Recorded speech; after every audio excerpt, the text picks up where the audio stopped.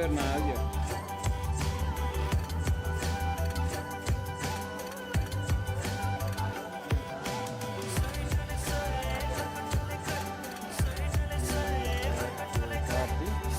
दुई हजार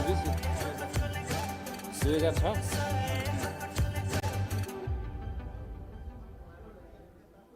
8 Gmail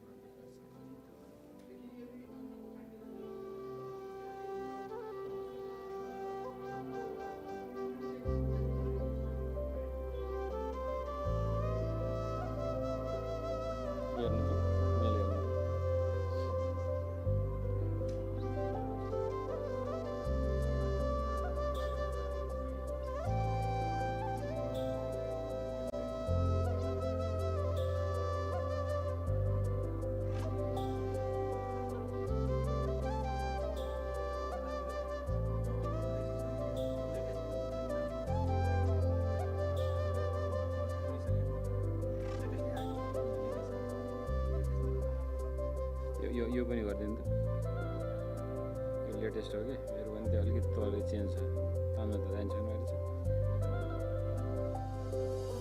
होइन पिडिएफ हो त्यो युनिकोड आउनाले कहिले काहीँ सपोर्ट नगर्ला भनेर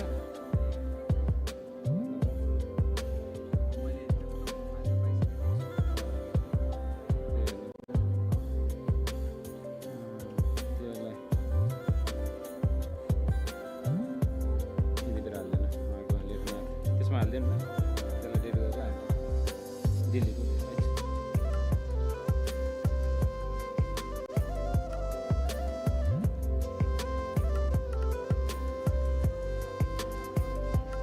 कपी गर्दैन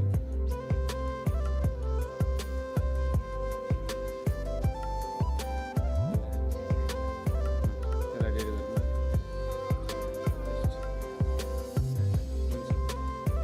सपोर्ट गर्ला नि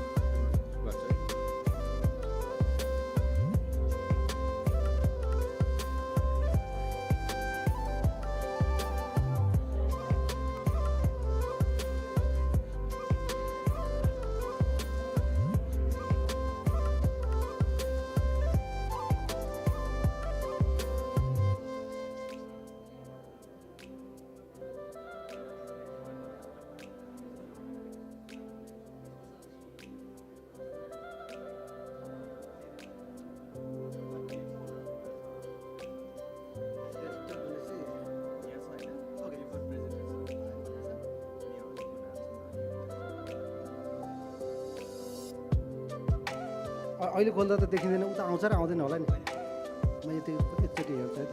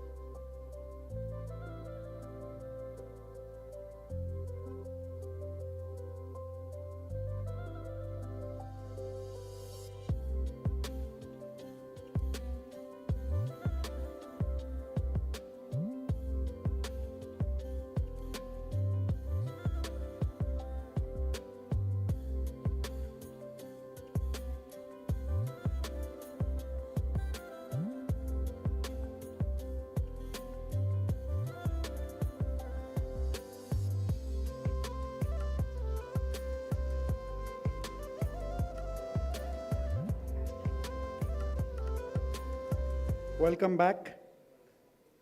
Everyone outside the hall, can you please come inside? We are going to start the new session.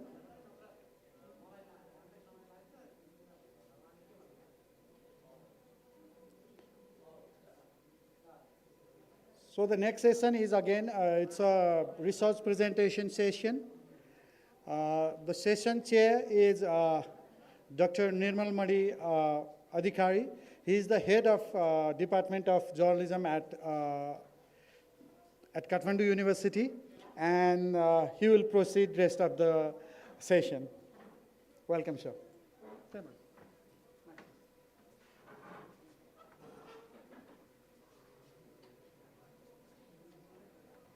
Okay, thank you. Namaskar to all. Okay. So I am searching the booklet, conference booklet first of all, then I will proceed further.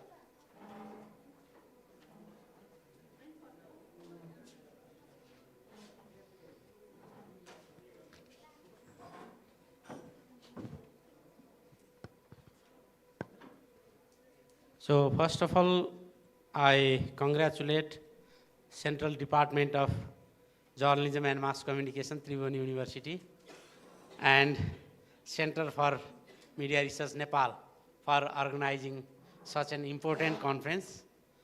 It's especially delightful for me because the head of the department here at Tribhuvan University and we happen to be classmates, though he is senior than me, if we see our age. But yeah, it was my pleasure to be classmates of Dr. Kundan Aryal in MA as well as in MPhil. So it's, yeah, in a way, very friendly environment, and I feel very happy to chair this session. And the research presentation session second, in this session, I would like to first invite Sri Anil Chamadia from Media Studies Group, New Delhi, India. You are welcome, sir. Have your seat, please.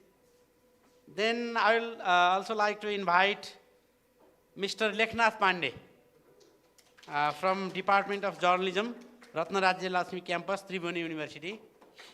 Also, I would like to invite Mr. Rudra Khadka, Central Department of Journalism and Mass Communication, Tribhuvan University. Please, have your seat. Then I will also like to invite Mr. Sudeep Upreti. Okay, his affiliation is not written here, but he is well-known personality here, I know. Then Sitasma Mainali, Ms. Sitasma Mainali from Hard International Department of Research, Optic and Communication. Please have your seat. Okay, we already have our speakers. I again welcome you all, and I again extend my felicitation to the audiences, because in Nepali there is famous saying, सुन्नेलाई सुनको माला, भन्नेलाई फुलको माला. Those who listen, they get garland of gold, and those who speak, they get garland of flower only. So listeners, they are great. So first of all, I think without any further delay, first let us start this. I would first like to invite Mr. Anil Chamadia for a special presentation. He will be presenting on an analysis of Indian media coverage on South Asian countries beyond India. I would like to request him to, if possible, to complete his speech by 15 minutes, maximum 20 minutes. Okay. Much more less? Okay, sir, please. Proceed. More time? So how much time would you like to take? 30 minutes? It will be much more. Okay. You are our guest. So, okay. Please go ahead.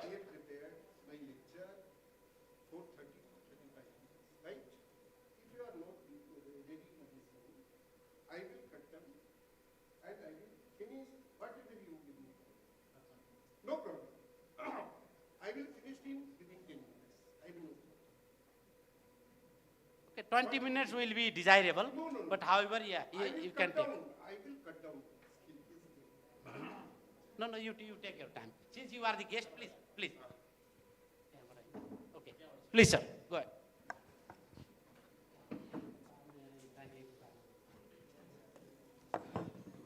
Yeah, please take this.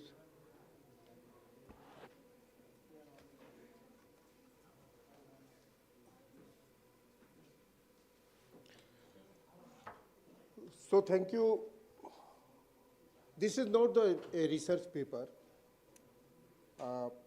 This is my presentation, and you can call it lecture. An analysis of how the Indian media reports on SAARC countries. Why we are discussing how Indian media reports on SAARC countries? SAARC is a group of countries that includes Afghanistan, Pakistan, Bangladesh, Nepal, Maldives, Sri Lanka, Bhutan, and India. Therefore, we are also discussing how Indian media's reporting is portraying India. While you can see that some SAARC countries have turned democratic few years back, and in others, the process to strengthen democracy seems to be obstructed. India is said to be world largest and oldest democracy. Indian Prime Minister also presses on the fact that India is mother of democracy. Looking at the different SAARC countries, we witness that Bangladesh, Pakistan, and Afghanistan have had religion-based military rule. Bhutan is a constitutional monarchy, while Maldives and Sri Lanka have faced democracy deficit in recent years. After the beginning of the quest of the new global order in 1990, Nepal's monarchy was dissolved and the country became a democracy, and since then has been struggling to strengthen its democratic system. It is said that to judge the degree of democracy in a country, it is imperative to observe how the medium of the freedom of expression, which is also called the fourth pillar of democracy, behave toward those in power as well as the general population. Indian media therefore become important for SAARC countries because its favorable or unfavorable reporting on neighboring countries is considered to judge the degree of democracy in these countries. What is media? What is media? Media can be divided into two broad platforms, commercial and non-commercial. Generally, the commercial media is described as media. What we are discussing in the Indian context are better known as media companies. Times of India is biggest media house. Vineet Jain, the managing director, claims in an interview with New Yorker on 8th October 2012 that he is actually not in the newspaper, but rather in advertising business. Constitution of many countries guarantee freedom of speech and expression as a basic right of citizen. But ironically, medium of freedom of expression are in the hands of few media companies. These companies have maximum control in different communications medium like newspaper, magazines, TV channels, radio channels, and news website and portal. Even before 1947, Shahid-e-Azam Bhagat Singh and Dr. B.R. Ambedkar raised a critique of this media company in India. Bhagat Singh, writing in this magazine, Kirti in 1928, pointed to the role of the media companies in inciting communal violence for business interest. There have been many studies conducted in India, role of media during communal violence. During 1943, Dr. Bhimrao Ambedkar described how the media is completely in the hand of the businessmen, how they are trying to control the politics of country. He said, quote, news gives place to sensation, reasoned opinion to unreasoning passion, appeal to the mind of responsible people, to appeal to the emotions of the irresponsible, unquote. Is what journalism stands for today. He harbored these ideas even for undivided India. That is what still holds true today, even after India has been divided into Pakistan in 1947 and further Bangladesh in 1971. After 1947, Indian Planning Commission under the chairmanship of the PC Mohan Lawis presented a report on 25th February 1964 before the government of India. Very important report. You should listen it carefully. The report mentioned economic power is exercised not only through control over production, investment, employment, purchases, sales, and prices, but also through control over mass media of communication.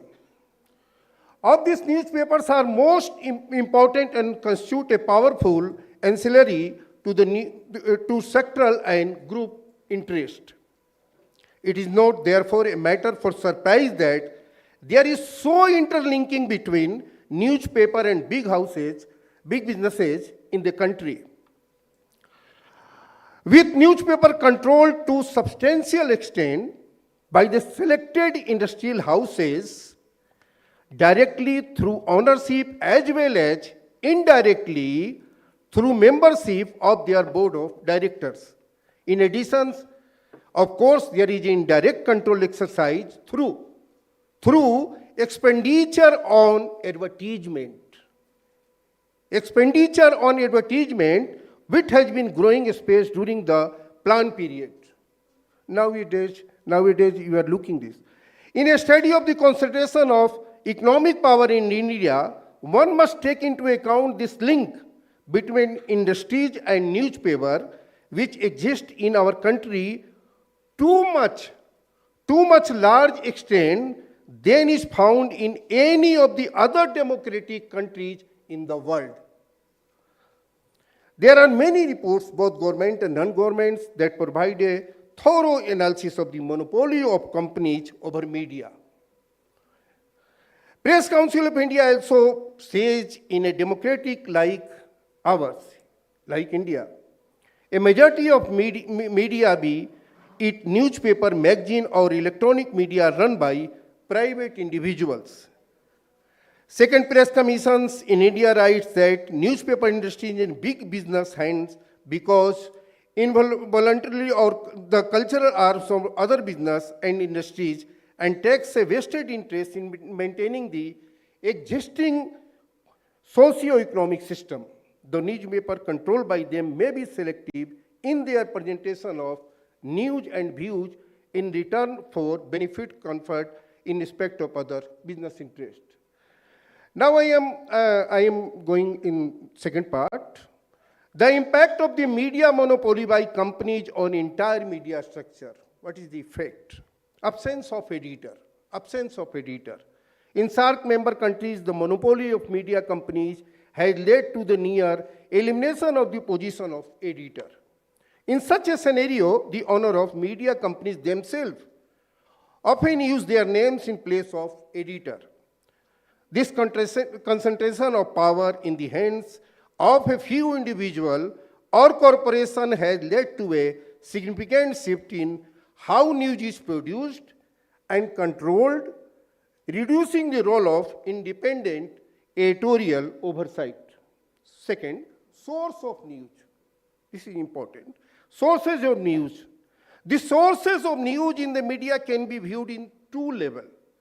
The first is source of news itself, and the second is the source from which media consumers receive their news. At both levels, the sources of news have been extremely limited. In SAARC member countries, one can observe the narrowing down of news sources from other countries within the region. Media companies representative are not present in other countries, and this has further restricted access to diverse and independent sources of information. The second Press Commission of India mentioned that quote, the diversity in the source of information doesn't, however, mean many sources of information owned by the same individual or institutions or the same family.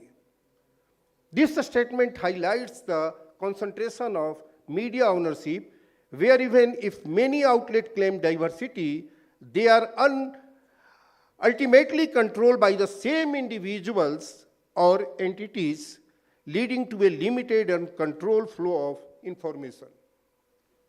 These developments have raised concern about the independence and diversity of media in this SAARC region, particularly in terms of how information is gathered and distributed.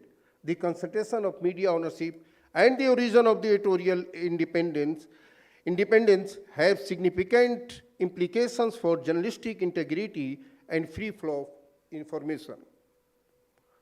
Trend of confirmation biased. The tendency to confirm or cross-check news have nearly vanished in the media companies. In India, on 23rd April 2022, the Ministry of Information and Broadcasting issued a notice regarding foreign news. This notice especially addressed the broadcast of the content related to the war between Russia and Ukraine on Indian Hindi television channel. Russia also expressed its objection. In fact, the sense of responsibility towards foreign news has significantly diminished. As Syed Irfan Ashraf and others pointed out, news from the conflict zone is often presented in a way where the first version of events tend to prevail all over the subsequent, quote, truth, unquote. The events in the such zones are so dramatic and traumatic that the commercial media cannot afford to be left behind by competition. This example, the significance of social media and every newsroom where speed often trumps accuracy.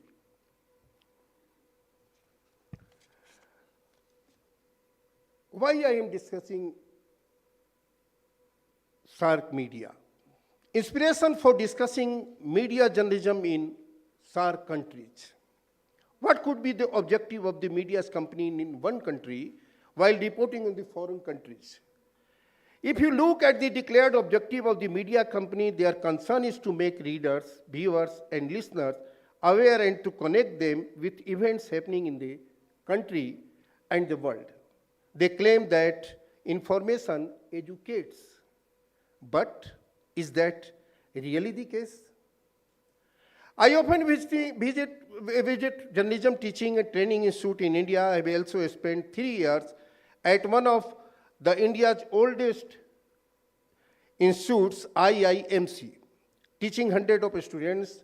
When I became concerned about the lack of the knowledge journalism students had regarding the SAARC countries, I planned a study on the media of the SAARC countries at Delhi University. I found that the students in the classroom were lacking knowledge about SAARC and its media.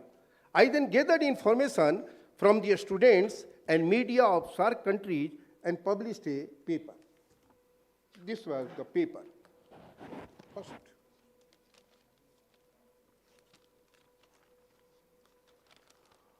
Mahatma Gandhi is closely associated with Wardha in Maharashtra, and while working as a professor at the International Hindi University there, I felt it was essential to assign similar work to a student. Students felt energized and empowered by the gaining knowledge about the media of neighboring countries, something I experienced as a teacher. This created awareness about what was being reported about SAARC countries in Indian media companies. However, people like us are often considered temporary figures. During my journalistic work, I felt the need to create a platform to strengthen relationship between journalists of SAARC countries. So there could be a dialogue among journalists in India, but a permanent foundation can be laid at an academic level, and the area is research. I propose that a research student study the media of India and Pakistan. India and Pakistan, the methodology would be to analyze how select events were reported by the media of both companies simultaneously. How much journalism was there, and how much did nationalism dominate the narrative? How can the same event may be presented differently under the guise of religion and nationalism? Why did this idea come to my mind? Because when a group of Pakistan, including some Hindus, came to speak at Jawaharlal Nehru University, I found the way Pakistan media portrayed India was the extent to their knowledge about India. Similarly, Indian readers, listeners, and viewers only know Pakistan to a limited extent. Here is an interesting example of how a single event was reported differently by the media in Pakistan and India. This concerned the failure of 2001 Agra summit between India and Pakistan. In Pakistan, largest media group wrote, quote, headline, Advani means leader of Bharatiya Janata Party. At that time, he was the Home Minister, next to Prime Minister. Advani admits he sabotaged Agra summit, and this was published by Dawn in Pakistan. On the other hand, an Indian media company published a report with the headline, India's ex-diplomat details what led to Agra summit collapse in 2001. The headlines elaborate like this. The Indian report explained that the collapse of Agra summit was due to the Pakistan's then President Pervez Musharraf's overreach in publicly expressing his hawkish view on Kashmir. His lack of intent to addressing terrorism and his insistence on linking the progress of overall relation with progress on Kashmir. It emphasized that summit failed not because of Lal Krishna Advani's hardline stance.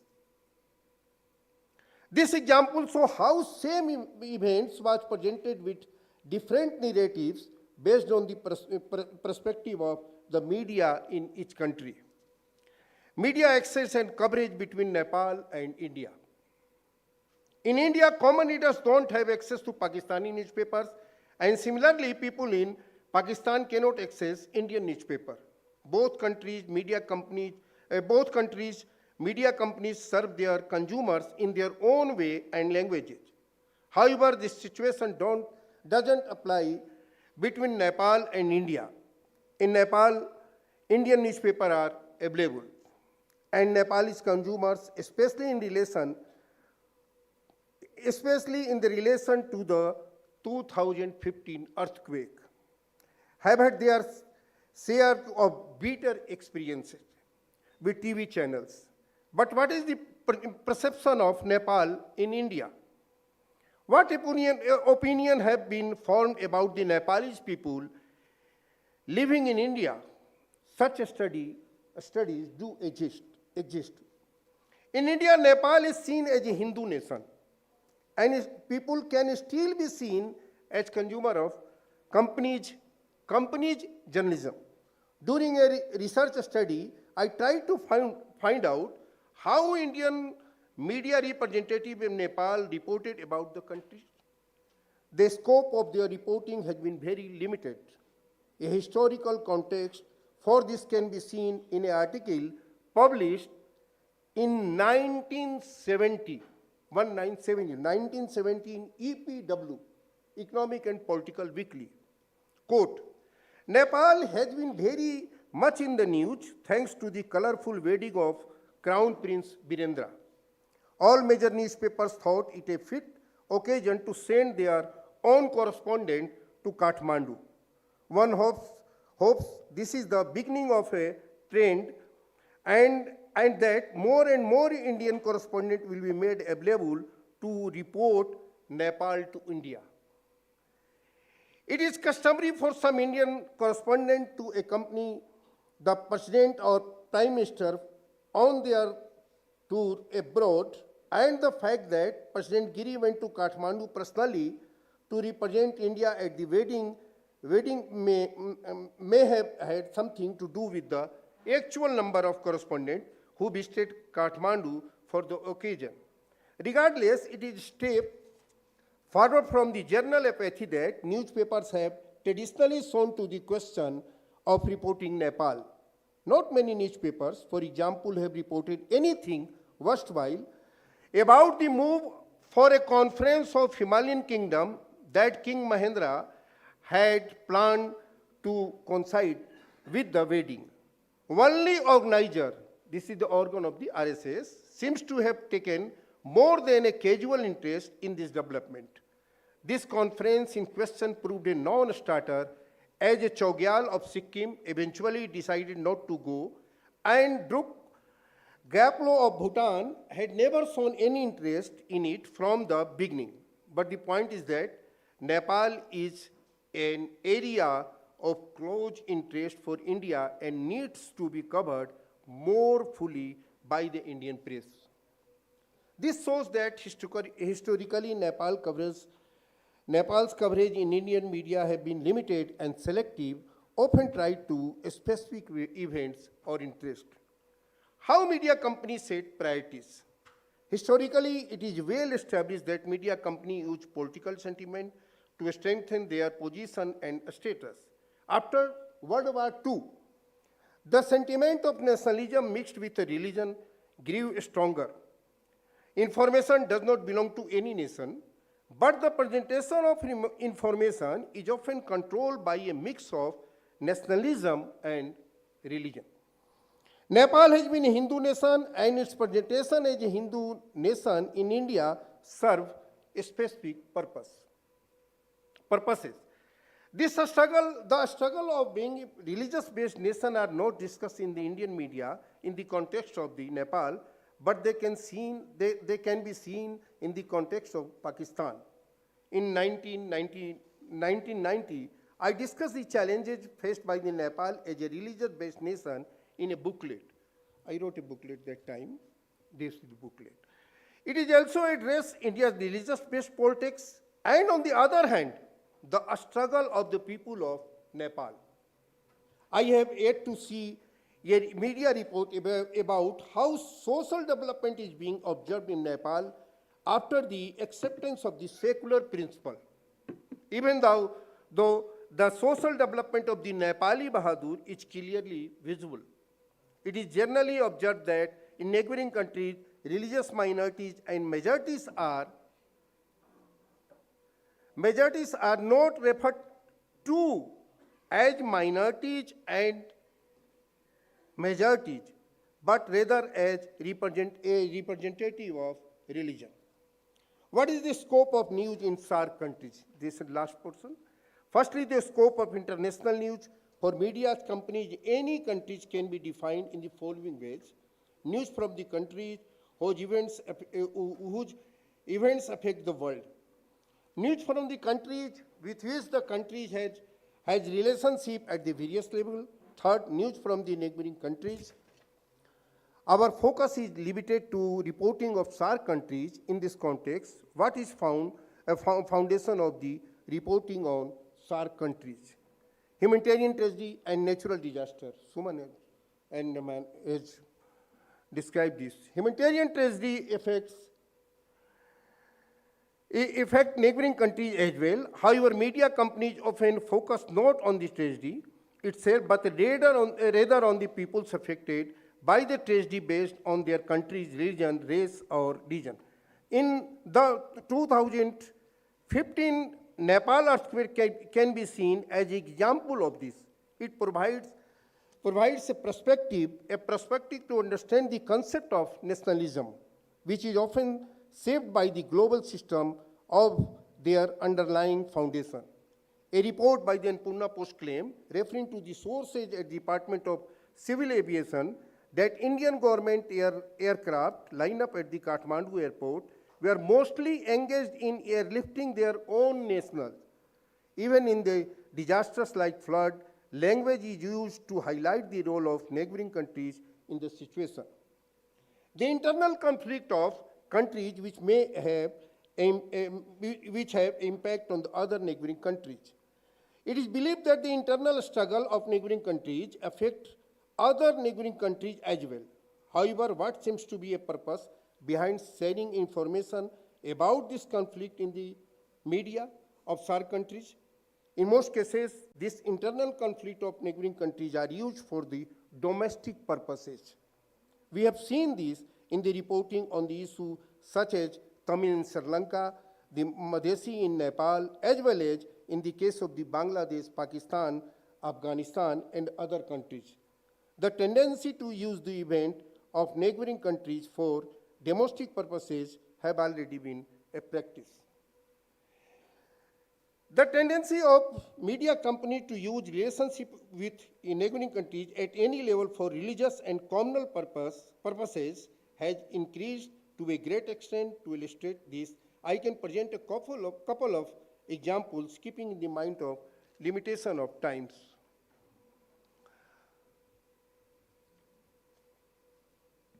So I am escaping some part because You are about to reach tremendous half an pressure. hour time as well. Yeah. So question before the media of the SAARC member countries. I am just finishing. Question before the media of the SAARC member countries. If a study of the media company reporting shows the perspective toward the G20 is not the same as it is towards SAARC, it raises important question. The G20 includes wealthy countries, whereas the purpose of SAARC formation was to develop a strong social framework, build a relationship of shared values, and promote the identity of South Asian culture. Are neighboring countries accept as a unified entity? Second, do media companies in SAARC countries accept the objective of SAARC? Third, can media companies become a medium to strengthen communication between the SAARC member countries? Fourth, can the position of SAARC correspondingly be created? Fifth, can a news frame work can be developed that is favorable to SAARC member countries? Now, last para is academic responsibility for SAARC. The South Asian Association for Regional Cooperation, established on 8th December 1985, has 8 member countries. The objectives of the association is to promote the welfare of the peoples of South Asia and to improve their quality of life, to accelerate economic growth, social progress, and cultural development in the region, and to provide all the individuals the opportunity and to live in dignity and to realize their full potentials. So there are 3 programs. Developing a SAARC fact-check model. Soman Rahman has described. Second, study on the impact of media on society of SAARC member countries through the SAARC Media Student Forum. In particular, it would explore how much media consumers in each member's country know about their neighboring countries and what their source of information are. And third and last is SAARC free media website. That's all. Thank you for listening. Thank you very much. Okay, thank you, Mr. Anil Chamadia, for coming all the way from India and presenting such insightful presentation. I did not intervene him because I wanted to ensure our guest will get sufficient time. And another is my experience in India. I have traveled India extensively.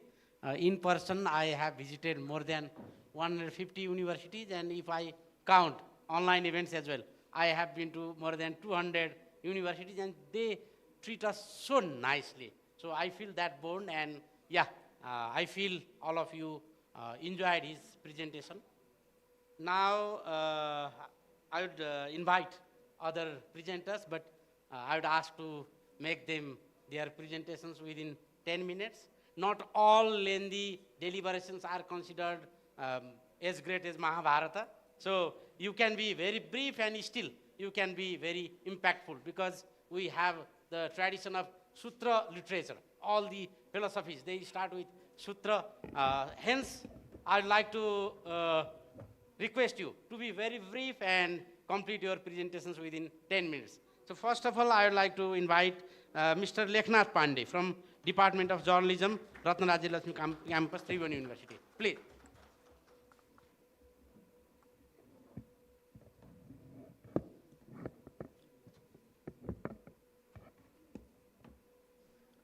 काम गरे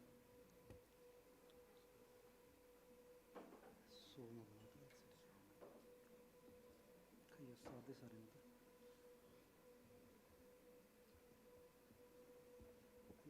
give me a chance in your laptop.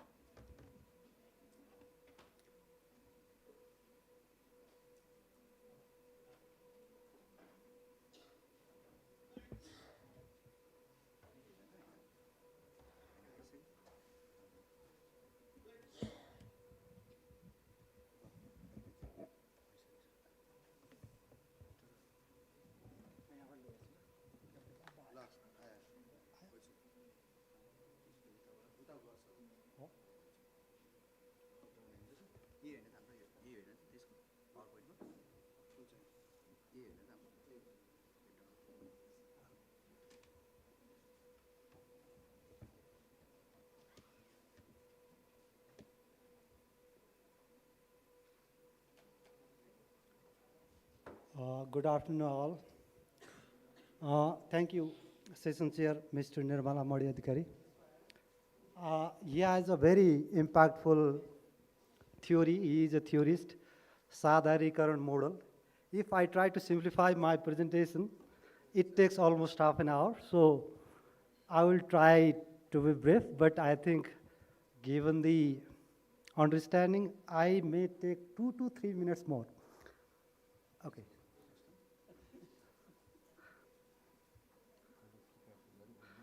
Unfortunately, I can't apply your theory to my presentation. That's okay.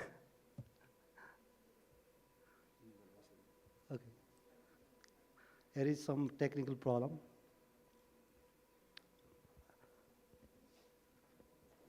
What I fear is the next session may not get any audiences. That is the fear. Okay. Make it too long. Thank you. Thank you. Thank you, Central Department of Journalism and Mass Communication and Center for Media Research for organizing such an impactful discussion today. Today, my topic is framing COVID-19 genesis, narrative in Nepali news landscape. It is not moving, by the way. Okay. This is the brief outline. I would not delve into further in this slide. So, given the context, the origin of SARS-CoV-2, it is known as novel coronavirus, was a subject of intense debate globally, especially between China and the West. And there are two key hypotheses. One is zoonotic transmission theory. That means coronavirus originated from animals, most probably bat to human. And the other theory is most prominently the laboratory leak theory. That means the virus accidentally escaped from a lab, Wuhan Institute of Virology. And China's official account about the matter is the virus originated from a seafood market in Wuhan, where wildlife was also sold. So, origin issue was also garnered significant media attention in Nepal. So, given jumping to the research question, I would like to briefly introduce how media narrative shapes our understanding. News media play a crucial role in shaping public discourse and narratives, as they act primary source of information. As early as 1922, more than 100 years back, Walter Lippmann suggests that media are responsible for creating pictures in our head about the outside world. So his theory still makes sense, and Navaski in 2002 reinforced his idea that it is largely based on journalism that we make up our national mind.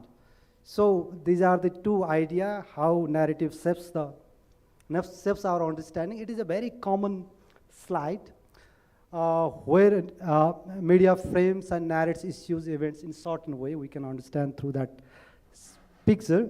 So my research question, I have only two research questions, actually three, but I have combined in two. What were the dominant narrative presented by Nepali news media regarding the origin hypothesis of COVID-19 pandemic? And how did different media outlets portray the origin of COVID-19 pandemic in Nepal, and what were their primary frames? So I have applied mixed method approach, content analysis and key informant interviews. And for the content analysis, I have taken two English language news dailies, The Rising Nepal and the Kathmandu Post. They not only represent two different news media, news outlets, but two different media systems, because one is the state-funded media and the other is the privately run media. And they are part of the two largest media houses in our country for the longest time. So I have looked at the editorial contents, including news, editorials and op-ed articles, including interviews and comments from the audience. So time frame, it is an early stage COVID-19 pandemic coverage analysis. I have particularly looked at the early stage coverage from January and February 2020, when the outbreak was massively reported, not only in Nepal, but globally. And I have also looked at the contents exclusively focused on the origin story until December 2023. So I have applied media framing theoretical lens to analyze my, to find out the result of my research questions. And the framing idea itself is postulated by the sociologist Goffman in 1974, but I have utilized another researcher's idea, that is Samitko and Valkenburg. They have modified their Goffman's idea in the media context, and I have used that frame. So they have singled out 5 different frames while covering such topics. One is conflict, the other is human interest, responsibility, morality, and economic consequences frame. But I have removed the morality frame from my study because it is not that much contextual. And I have added 2 additional frames, scientific and socio-cultural frames, because COVID-19 has the huge socio-political and cultural impacts, and scientific studies are also going on over there till now. So my whole presentation or my research is lends a post-positivist epistemological stance. I would skip the auxiliary part. And my key findings: newspapers regularly featured and gave attention to issues surrounding the COVID-19 and its implications. They initially relied on foreign news sources, mostly from the Western news media, wire services, but shifted to their attention to local media coverage after the virus started affecting Nepali community. This, I think, I would like to skip the slide. And regarding the key frame of the pandemic, newspaper prominently featured the conflict, responsibility, and human interest frame in their coverage of the early stage of COVID-19 pandemic. Conflict frame is particularly notable, with 1 in every 3 editorial contents often focused on the criticism of China and counter-criticism regarding virus outbreak and disputes surrounding its origin, especially between China and the West, and especially the America. Because at that time, the American President Donald Trump, during his first term, he clearly mentioned that it is a China virus, and that was vividly reflected in global media landscape, including Nepal. So these are the findings, and if you see the first, second, and third, conflict, economic, and human interest frame is highly used for media content, but social and cultural, scientific, and responsibility frames are least used in comparison with other frames. So regarding the framing study, there are shortened framing devices. I have employed 12 different devices, including headlines, subheads, photos, photo captions, logos, including word choices, and concluding statement. It is particularly applicable for the op-ed columns and interviews. So headline is the most frequently used device to frame the content. So regarding the COVID-19 origins narrative in newspapers, newspaper did not pay much attention towards global narrative battles between the West and the China about the source of the COVID-19 pandemic. But majority of the contents, editorials, almost 2/3, remained indistinct or on the origin question. But when they paid attention on that question, they largely endorsed the JTT hypothesis. That means zoonotic transmission hypothesis. It means they have endorsed the China's narrative. So very minimal attention was given to laboratory leak theory and other conspiracy theories, because at that moment, other conspiracy theories was also hovering, especially a section of society has dubbed it kind of bioweapon and so. This is also the data of that slide. And regarding the tone and sentiment distribution of the COVID coverage, dominant positive tone seen towards China. Over a quarter of it, almost 27% favorably portrays China, its pandemic management, and its version of virus origin. And again, 21%, that is significant. Coverage reflect a crucial tone towards China, China's pandemic handling and its transparency issue. I would again skip the tone and sentiment distribution. So I think you shall conclude. I have only 2-3 more slides. So, but regarding the, it is also the comparative study between the state-run media and the privately run media. Regarding the tone across the newspaper, significant disparities and sentiments distribution across the two newspapers. They are largely influenced by the ownership and newsroom policies, because TRN shows an overwhelmingly favorable attitudes towards China compared to the Kathmandu Post. And the Rising Nepal tends to avoid content that may provoke China, while the Kathmandu Post coverage is more independent and includes critical viewpoint. And virus origin narrative also varies across newspapers, because TKP, that means the Kathmandu Post have a mixed viewpoint, but the Rising Nepal have largely endorsed the zoonotic transmission theory. Recap and conclusion. While studying this issue, I have found out framing evident in 2 layers. One is the selection of foreign news content. The Rising Nepal primarily used American and European news agency along with the Chinese sources like Xinhua News.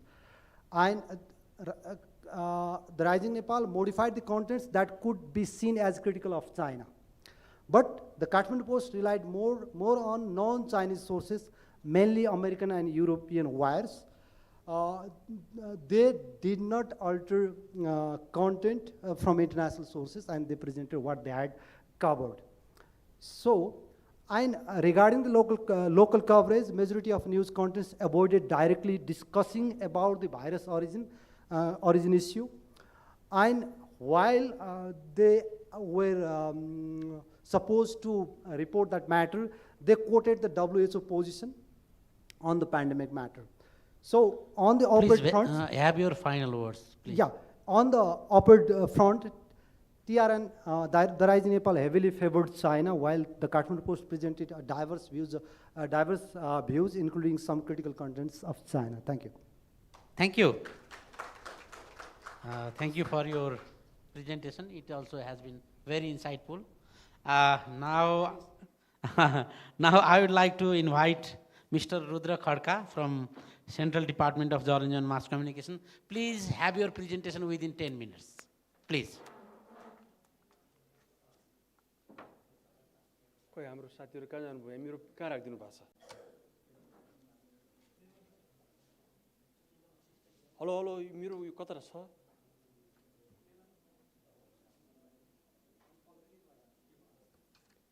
मेरो यहाँ उहाँ राखिदिनु भएको छ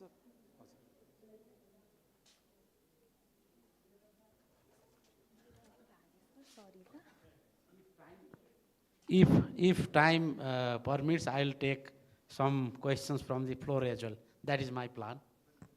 So, Anil sir, why are you there? They will be addressing you. Yeah, please have your seat here.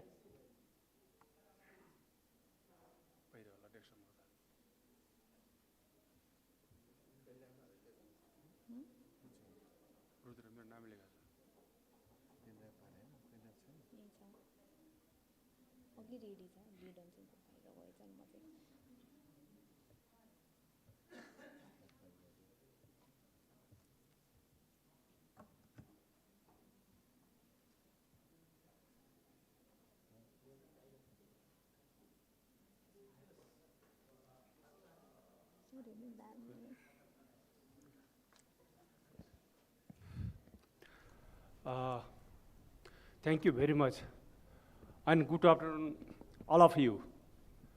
Thank you, Chair, and thank you, Chair, and thanks Central Department of Journalism and Mass Communication and CMR Nepal. Actually, my presentation was prepared for 15 minutes, but now I have given 10 minutes. That I can manage. I will manage. That's why no worry. My topic is communication and social change.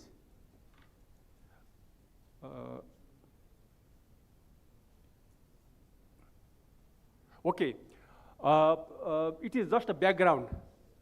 But I don't think so. Read study again here because I need to manage time. I need to reduce 5 minute time. That's why it's just a background. Background means you all know why I do this study. There is communication, social change. You all know.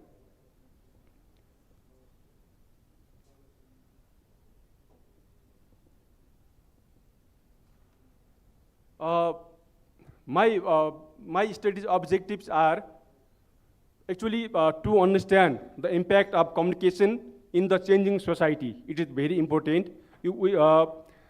As a communication scholar, now everything is changing by communication. Society is changing through the communication.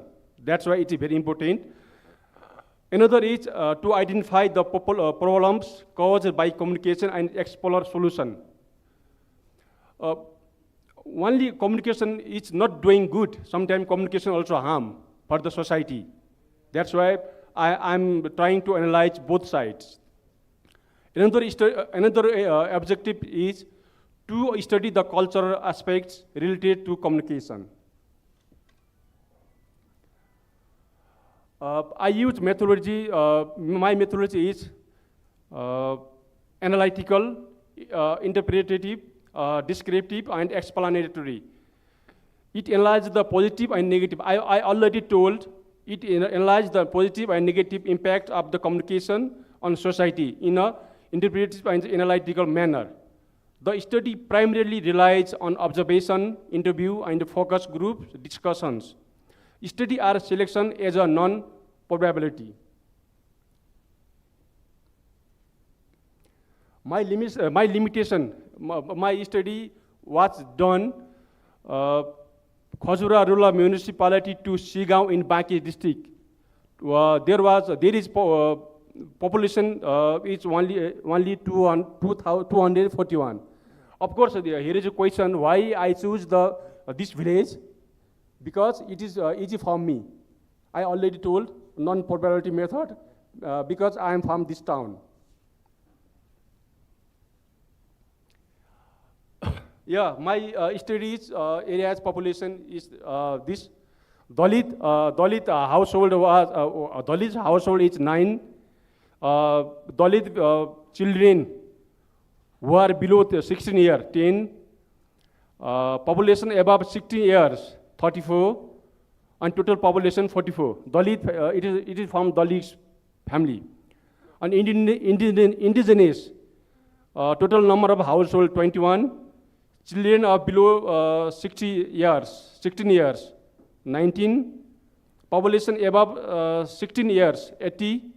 Total population 99. Kshatriya and Brahmin. There are 20 households, and children below from the both castes 21.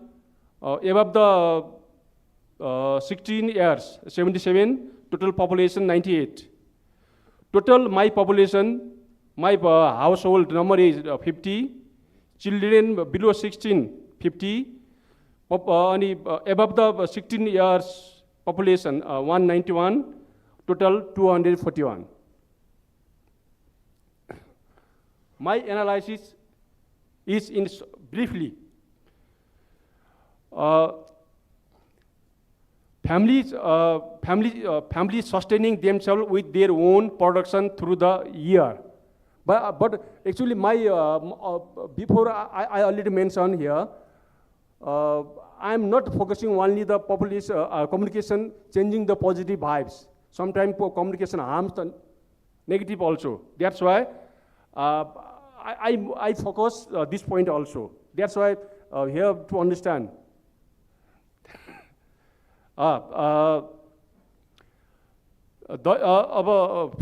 Families are sustaining themselves with their own production throughout the year.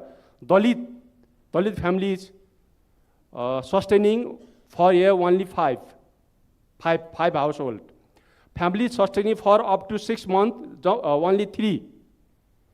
Families sustaining for less than 6 months 1.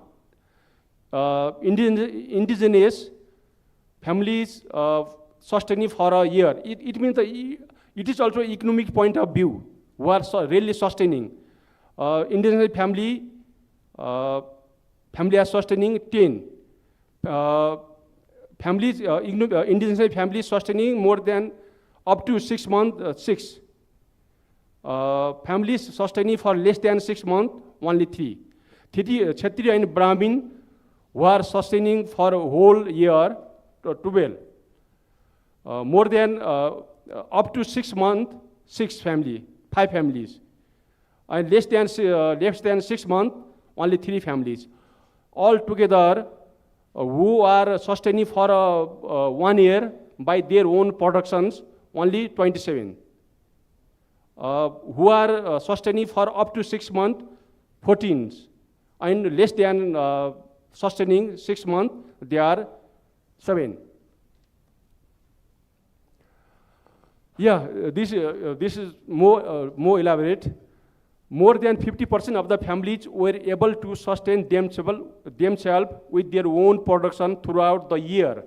Similarly, around 25% of the families managed to live on the crops they produce for up to 6 months, while 7 families were found to be in a difficult economic condition.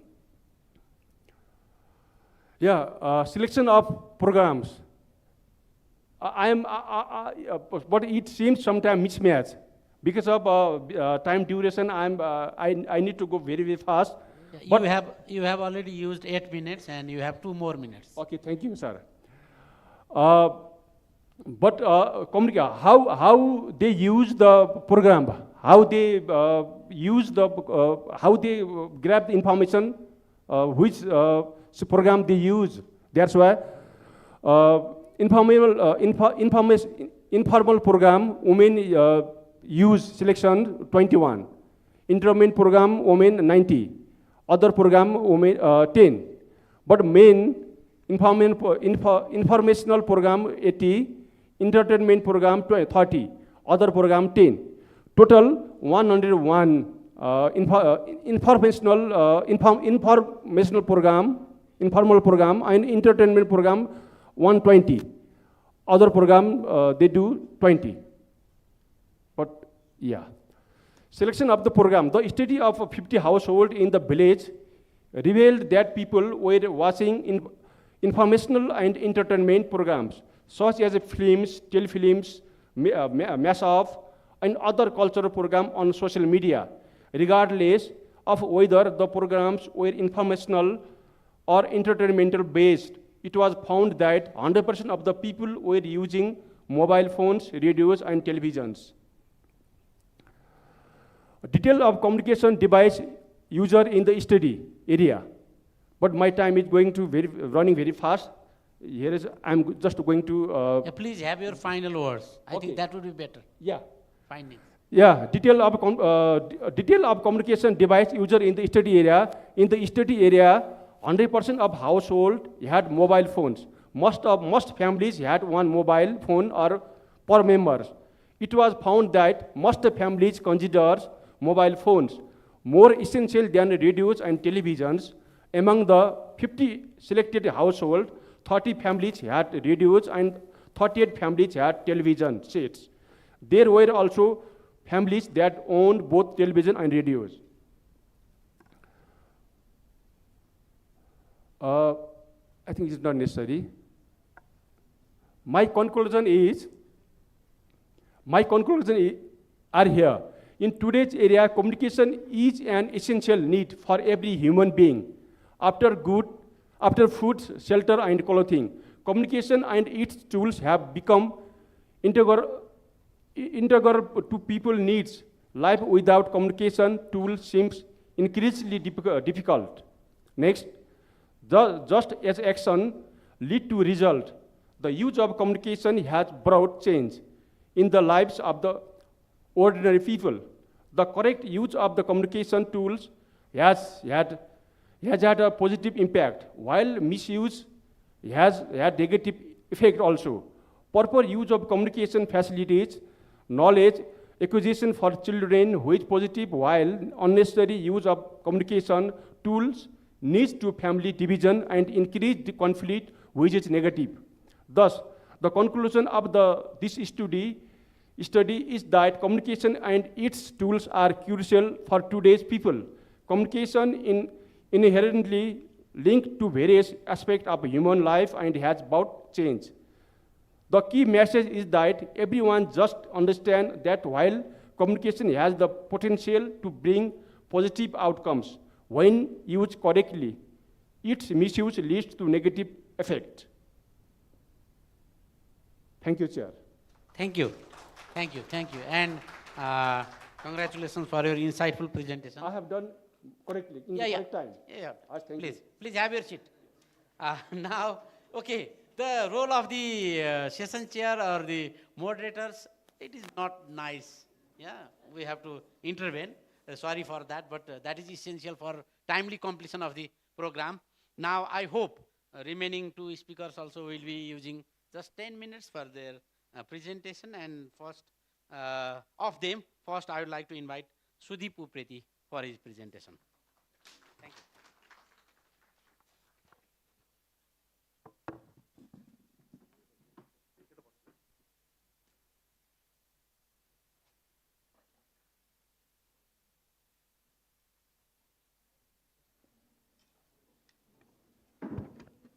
Thank you, Chair. Respected dignitaries and fellow presenters and participants. I'm going to present my research on climate change, displacement and media, challenges and opportunities in Nepal. Firstly, I would like to acknowledge and thank CMR Nepal, because this research was possible because of their fellowship that I received from them. This research is based on that media research fellowship, which is about completion stage.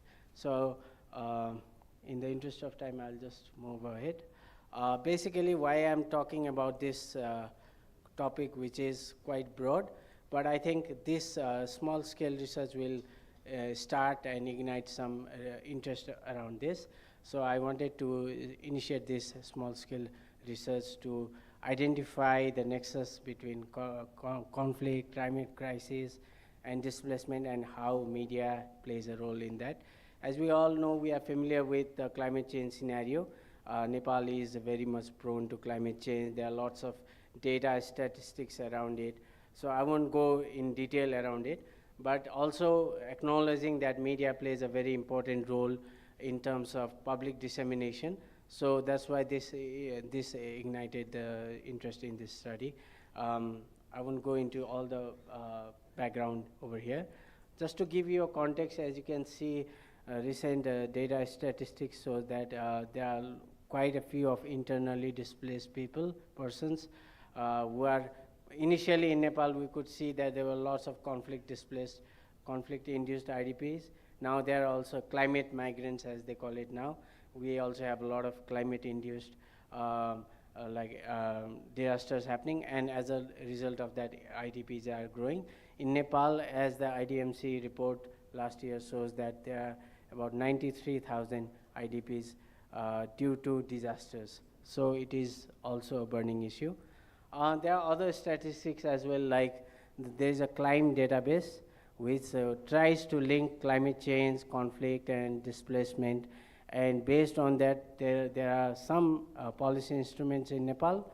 As you can see, some are listed there, like there's National Strategy for the DRM, there's Nepal Foreign Employment Act, Nepal Immigration Act, and others. And the recent IPCC conventions, Nepal has started that kind of discourse that Nepal is like a victim of the climate change happening because of the carbon emissions by other countries. So this is a pertinent issue. So I'm just giving you the context why this study was conducted, and also media trends, like how environmental reporting is happening in Nepal. This is one of the data that shows that there has been some focus. It's not like it is in silo. There has been some focus on pollution, climate change, DRR, and the study also shows challenges in terms of funding, trained journalists, and expertise in covering climate change issues. As other speakers have also touched upon framing, so framing of climate change coverage is also happening. It's not like it's totally neglected, but the dominance is by governance framing, whereas there are other like environmental, humanitarian, and economic aspects as well. So, and likewise, in terms of like climate change reporting also, there have been some studies conducted which highlight that it's not so easy for the journalists as well. There are several risks when it comes to climate change reporting, like economic interest. There was some discussion today about corporate interests. And like when you are talking about climate change, then you are going to very risky areas, so there are remoteness and dangerous locations as well. There's lack of safety net.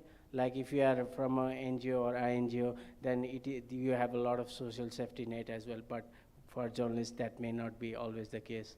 So there have been some issues around it. So that's why I try to explore if there is any linkage in terms of the climate-induced disasters, conflict among the communities, and do media have the role in that as well.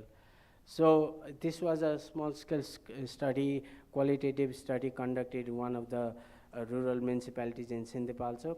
Why the area was selected? I took the data from the BIPAD portal. There is a DRR portal which gives the hazard and risk data. So in terms of multiple hazards like fire, landslide, thunderbolt, flood, all this data, one of the high-risk areas was this Jugal rural municipality. So I collected some field-based interviews and FGDs from here. So this is just to give you a context, like there are several areas where because of the recent September floods as well, we can see this kind of situation. So these are some of the interviews that I've taken with different stakeholders from media, DRR professionals, media scholars, and community members. So in the interest of time, I'll just skip and go to the findings. So basically categorizing into three: community perceptions, stakeholder perspectives, and media's role in that. So when I talked to some of the community people, then they were saying that media hasn't highlighted this so much because it's not in their priority.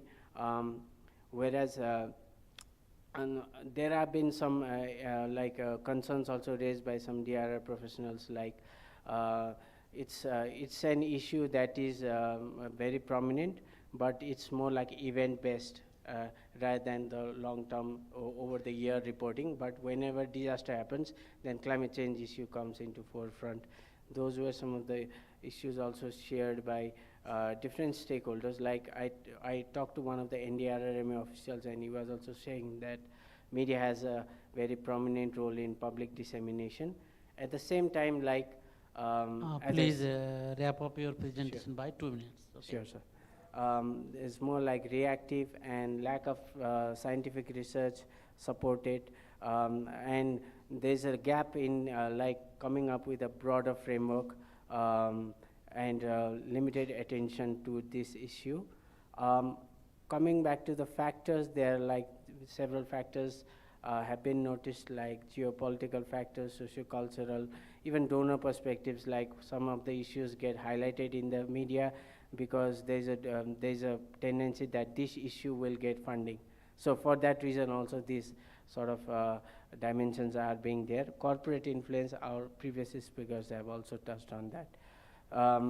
Local government, from local government, they also have highlighted that this could be some attention towards that. Just to give you a scenario of what media professionals, as you, most of us are here in the audience, you might also resonate with this, like there's a limited resource available. So if you are going to report on an issue, it may take 5,000 rupees, but you will get 300 rupees as allowance. So how can that investigative journalism take place in that regard? It is also considered rating killer because as we have discussed earlier, other issues get prominence rather than environmental or climate change. So in summing up, like these are some of the key findings, like limited resources, political pressures, sensational clickbait journalism. And to conclude and recommend some of the things that came up, so this is a very small scale study to come up with a very tangible recommendation, but just to give hindsight towards what I observed was like having climate journalism desks. This was also one of the stakeholders' concern, and also like examples like how you can do better reporting, like coming up with some questions. I can share this if anyone is interested later. And role of governments, like data-driven reporting, funding local media initiatives, engaging DRM professionals, and elevating this as a core policy area. So ultimately— please conclude. Yeah, please, thank you, sir. please. So my last slide is that we can create a nexus role where media can come up as an intervening role to discuss all these issues. Thank you, and happy to— Thank you. Thank you, Sudeep ji. Now our final presenter for this session, Ms. Sitasma Mainali. Please have your time for 10 minutes.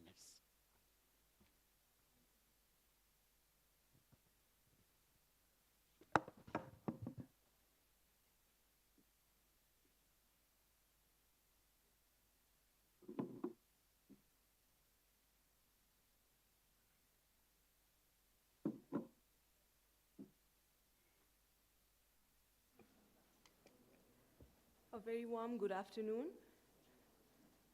Respected Chair, my fellow presenters, and everyone present in this hall.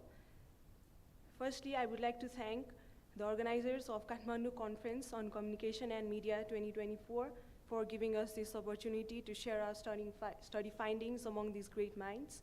And I would like to acknowledge my study team, Mr. Shiman Sharma, Sagat Pratap Kesi, Pavitra Nepane, and Susil Chandra Baral, affiliated to Herd International, and Base Ibonso, University of Leeds, Helen Else, affiliated to University of York.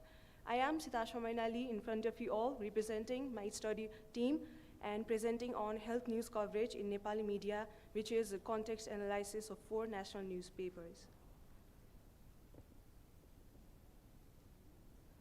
Beginning with the outline of this presentation, we have introduction, objective methodology, results, reflection, and conclusion. Introduction. Recently, Nepal has witnessed substantial growth in news-based mass media. Over 800 print media outlets covering both newspapers and magazines operate in the country currently, and 1,900 registered online news portals, including some dedicated exclusively to health news. Since we all know that the media influence public opinion by framing issues, which involve presenting and defining them in specific ways to shape audience perception, our study explores how Nepal's national newspapers reports on health issues and the challenges faced by the health system, highlighting the media's role in creating informed citizens and holding the authorities accountable. The objective of our study is to assess the frequency and nature of health topics reported in national newspapers, to find out the main themes and sub-themes covered in the health news, to identify the challenges faced by Nepal's health system as reflected in media coverage, and finally to identify the trend of health reporting in the newspapers. Methodology. Our study is a qualitative study of newspapers' content on health issues.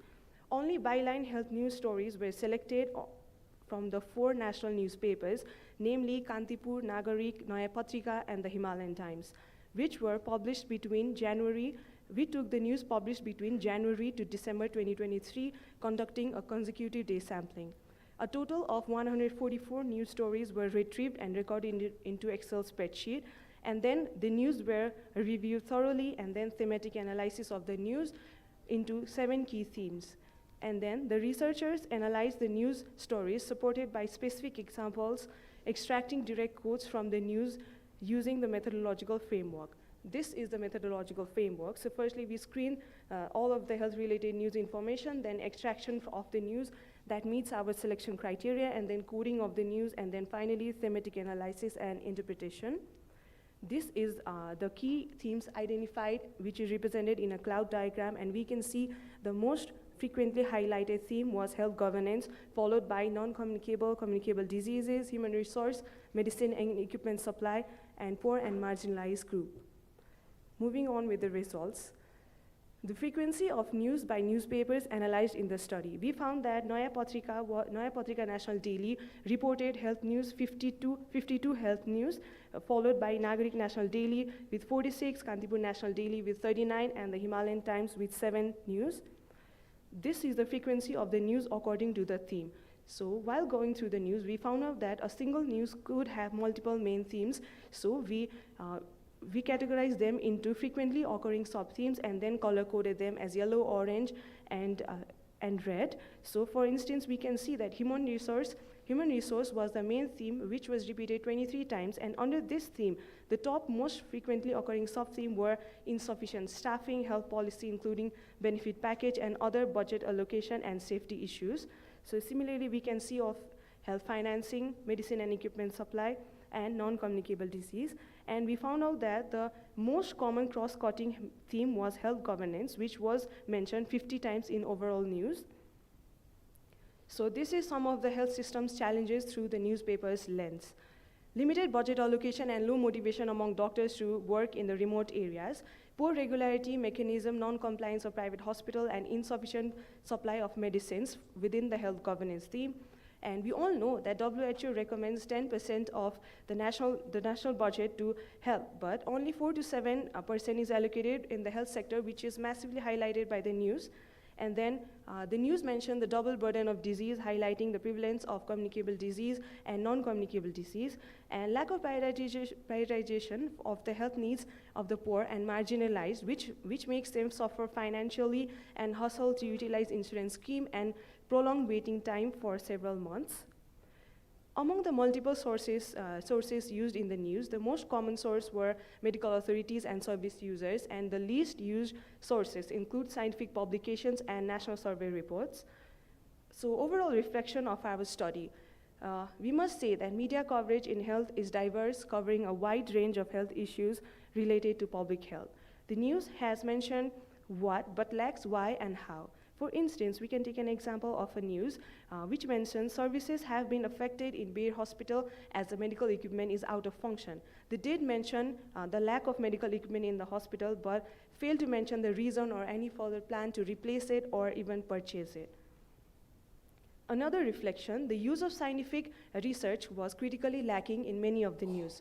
For instance, the news quoted a minister who said NCD was a serious problem. The newspaper described his speech but failed to cite the facts from the National Burden of Disease report, which could add credibility to the news itself.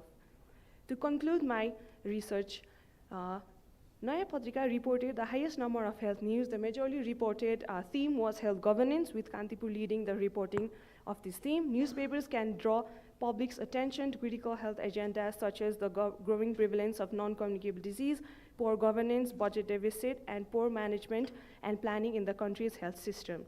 So, media can offer important insights to health policymakers by reporting overlooked health issues and making them accountable for accessible and equitable health access to ensure universal health coverage.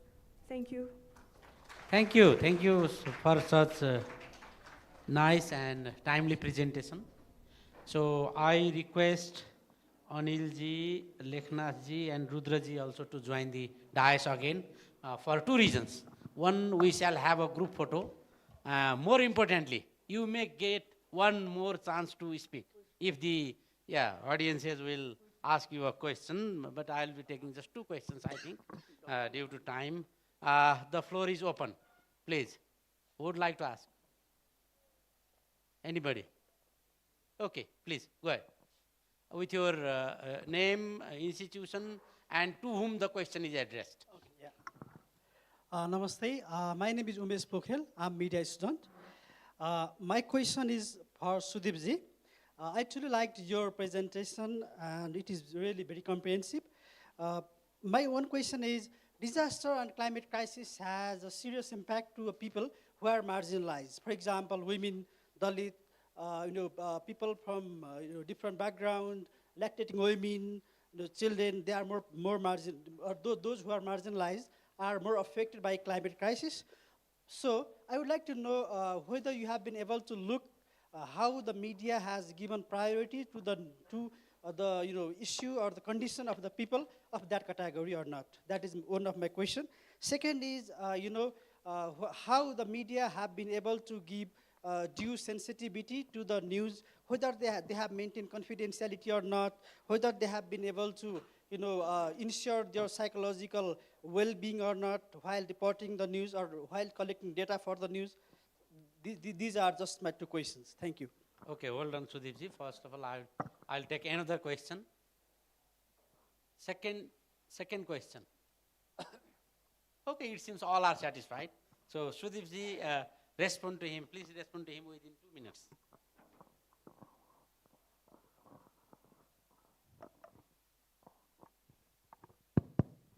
Thank you, sir. As I mentioned earlier, this was conducted in a very small, limited time, so I didn't have the luxury to go in depth. But I can give a brief answer to one of the, as you mentioned, in terms of marginalized and lactating women and all the vulnerable communities. One thing that I've noticed, and this could also be a follow-up study as a detailed content analysis that we can do, is like differential impact of disasters.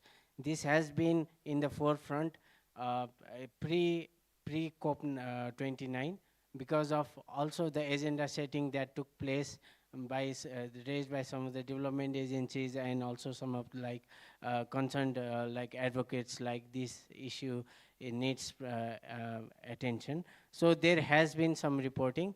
As I said, and also there has been some conflict instances where because of the lack of the water resources available and only few areas were accessible.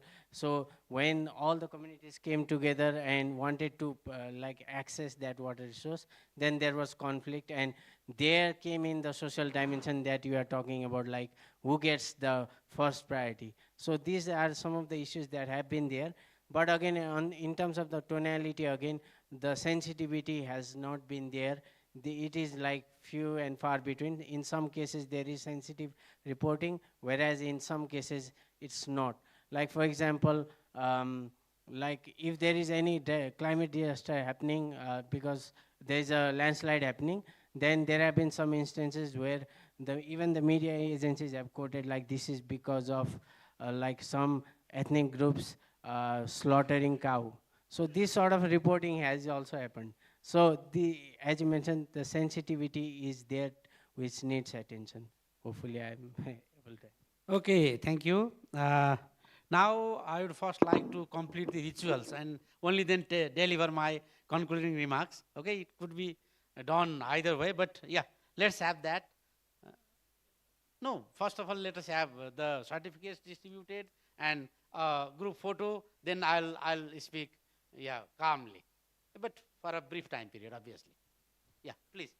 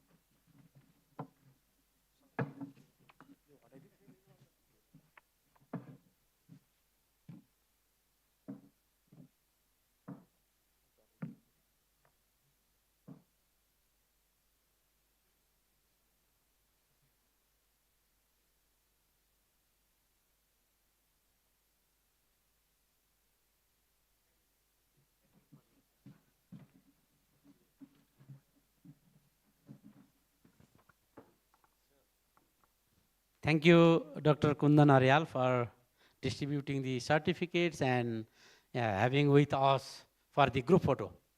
Now we have, in a way, come to the end of the session. Before actually concluding, I would like to say some words as concluding remarks. First of all, thank you all the dignitaries in the audiences. You have been so precious, and due to your patience, your listening capacity, this session has become more meaningful. And I also thank all my paper presenters for being so nice. They have cooperated with me so that we have been able to complete the session within the given time. So all of them, they have presented their research here. You have already listened that.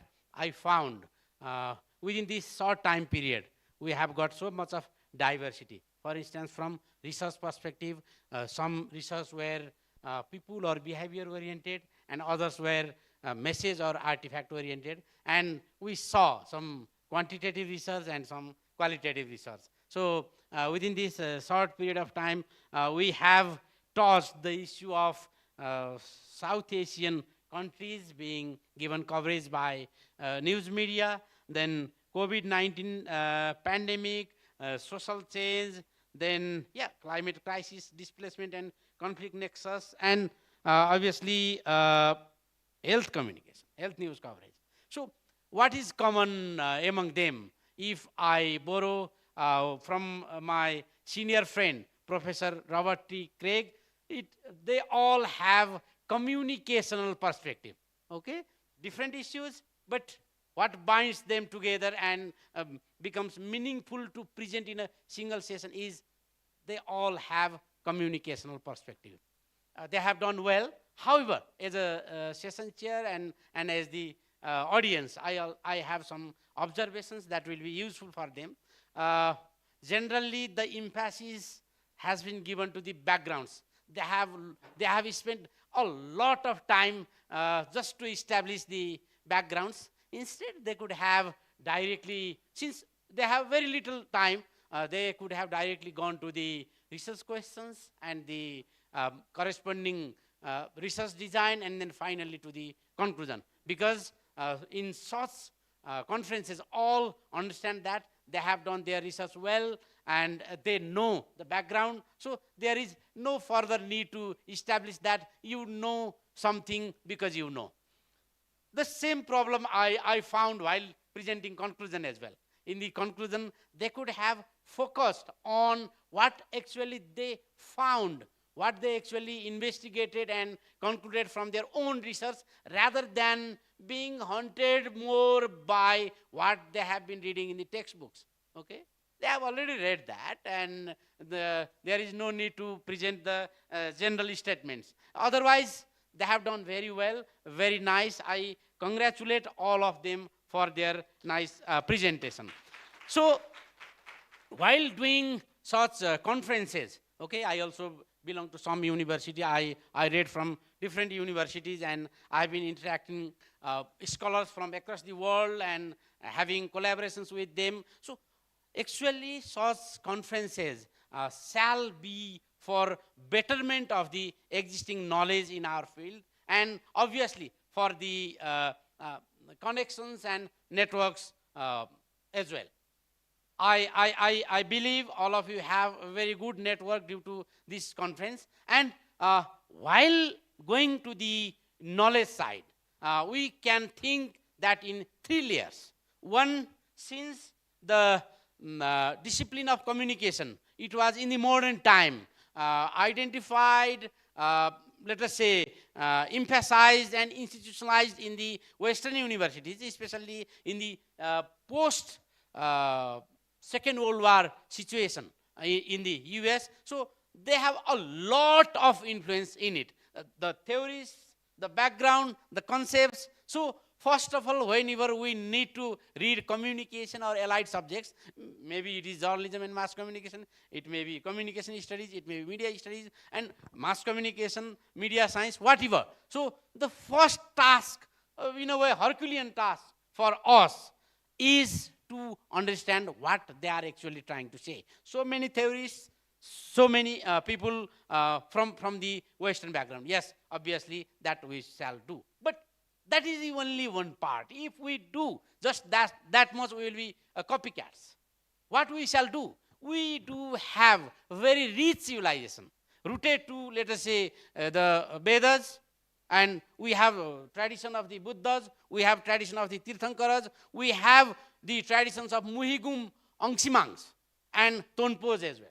So we shall try to bring that, we shall explore that. It is where I have been working a lot in that area. The Sadharanikon model of communication, we could contribute from this part, and now universities even in the US, even in the Europe and Africa, Latin America and elsewhere, they have been teaching this model, which is developed from Nepal itself. And I feel proud with cause.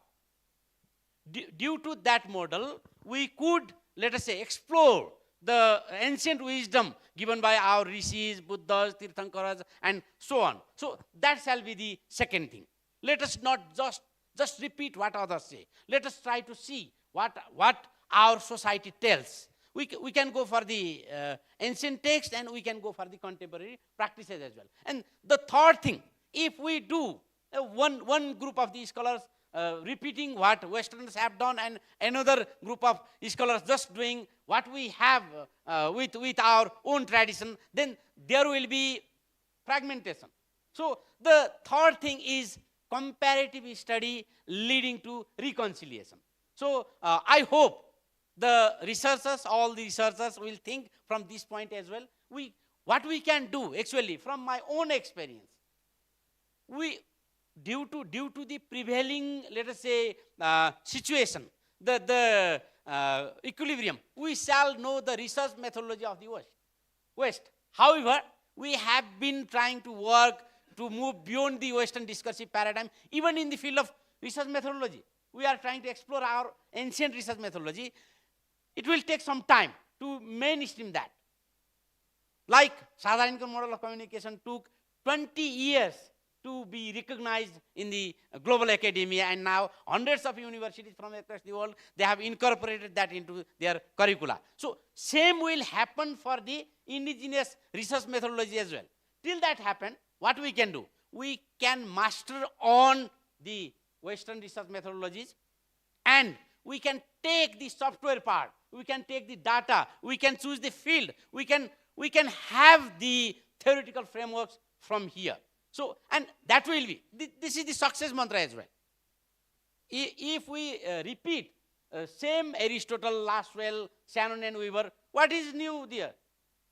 Westerners know a lot of things about that. But when we use the research methodology and all the formats understandable to them, but we take insights, knowledge, data from our own local context and our ancient text, then that will be new for them. So I hope with this, I shall conclude the session. I again congratulate the organizers and also thank them for organizing such an event and inviting me as the session chair. I again congratulate and thank my fellow presenters and all the audiences. Thank you. Namaskar.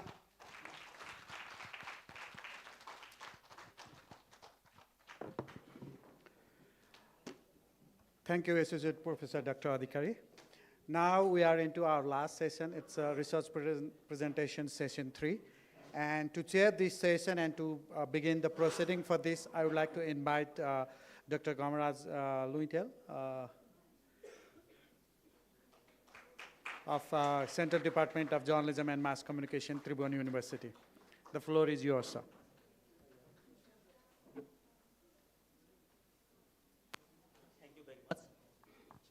Thank you very much. I welcome to all of you in this last but not least the session of today. As we are 1 hour and 5 minutes late, so with the researchers who are inviting here, with the support of them, we are trying to conclude this session within our given time. Not the scheduled time, but our given time. I will try to do it. And obviously, research is a very long process. Rigorously, they studied, they went to the field, they get the data, and they assimilated those data, analyzed, and synthesized those data.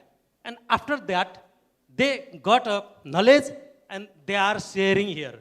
So we are not the monitor to stop them while they are doing their job, to present their data, to present their findings. But one thing is that time is time. So we are limiting within the time. So this is the last session, and I hope all of you are enthusiastic to listen new knowledge, and all of us are doing the one thing is that the academic enhancement through our extending the knowledge from our mind. So I would like to request my panelists here, the researchers, fellows. First, the Sri Lankan fellow we have, H.A. Gayan Madhusanka. Please welcome you in Nepal, in this CDJMC and in Nepalese soil. Please have your seat, sir. He belongs to the Department of Film and Television Production Technology, University of Vocational Technology, Sri Lanka. And our another researcher is Injina Panthi and Indra Tamata. Both fellows are invited here to be dashed. And I found that Tamataji just arrived today from Nepalganj to share his knowledge. And you both are going to share your paper simultaneously. And the third is Tumraj Koiralaji. Please, I welcome you in dash. And Ajay Sharma, please have your seat in your desk. And last but not least, Sriman Sharma, please, you are welcome in desk.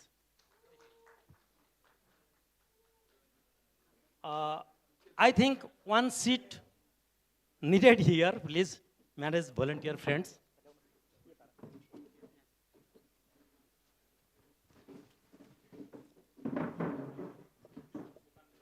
So the panel is full now. The dash is full. So first, our guest from Sri Lanka, I hope you're staying in Nepal is enjoying here. And I request you to present your paper. What time do you take? 10 minutes enough. Okay, thank you very much, sir. Please go there and have your presentation. My best wishes to you.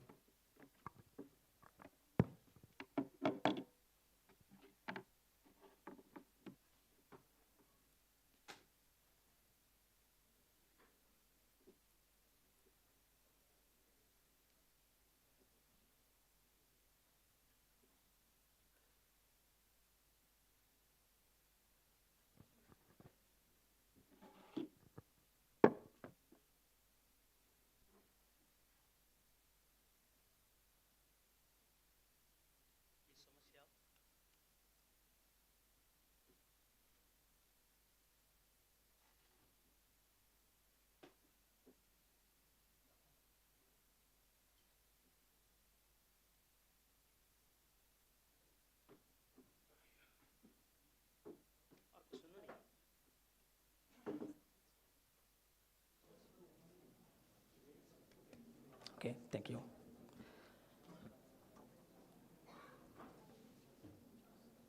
Ayubowan, namaste, and I'm deeply honored to be here at the Kathmandu Conference on Communication and Media. My heartfelt thanks go to organizing committee for inviting me to share our work, research work on data-driven media consumption behavior analysis with the media engagement rating MER system. It's a privilege to discuss the innovative approach to bridge the media technology and consumption behavior analysis. And I would like to take this opportunity to share the love of the Sri Lankans to the Nepalis. And I think we have definitely have a good relationship. The Nepal, the place of the birth of Buddha. I'm also Buddhist. Before I came here, I was really happy to come here. We heard Nepalis are very hospitality people and very good with hearts. So then after I came here, that was confirmed. They are really good heart people.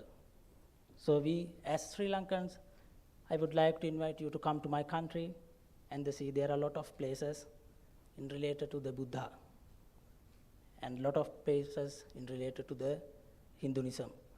Okay, let's go to the topic.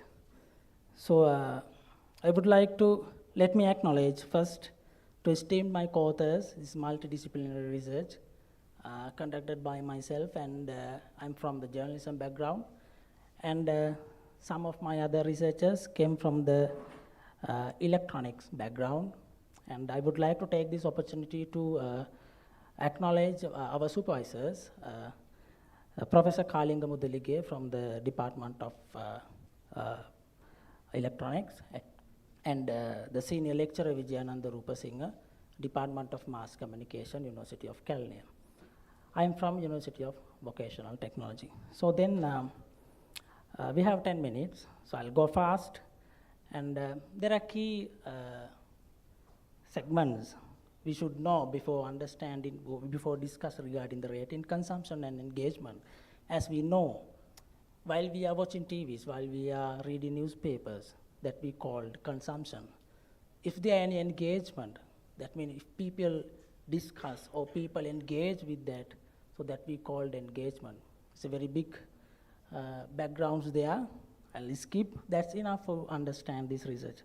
So we had a problem. You can see our finding. So I brought that to here. We sent my best research for this event, and I took that one. We are pending some 4 patent approvals. So one we got for that innovative project. So what we faced, we had a problem regarding the monitoring television rating. In Sri Lanka, we had one international recognized companies done that, but there are so many problems. There are court cases as well in Sri Lanka against the report. I had a discussions with Mr. Lakshman, I think you know all. I understood the same scenario happened in Asian countries. Most of the television owners would try to manipulate the data. In Sri Lanka, we had Pranam 44 billion budget for advertising. The Mr. Lakshman told me Nepal have 33 billion budget in Nepali rupees, 44 billion in Sri Lankan rupees, I said. So 22 billion belongs to, around 22 billions to billions belongs to the television advertisements. So most of the television companies would like to drag the maximum share for them. So there are so many stories behind the rating. I'm not taking time to explain all the things at the moment. So anyway, there is a practical gap. There are the methodologies. Around 2 years, we done some researches, so many experiments to have that end product. We done literature reviews, belongs to the People's Meter Gadget, and have done more than 50 in-depth interviews with the industry expertise, academics, and who are the people work with the rating data and the advertising industry expertise. And then, this is the third product we designed. We done 3 times testing periods, and then according to the focus group discussions, we developed.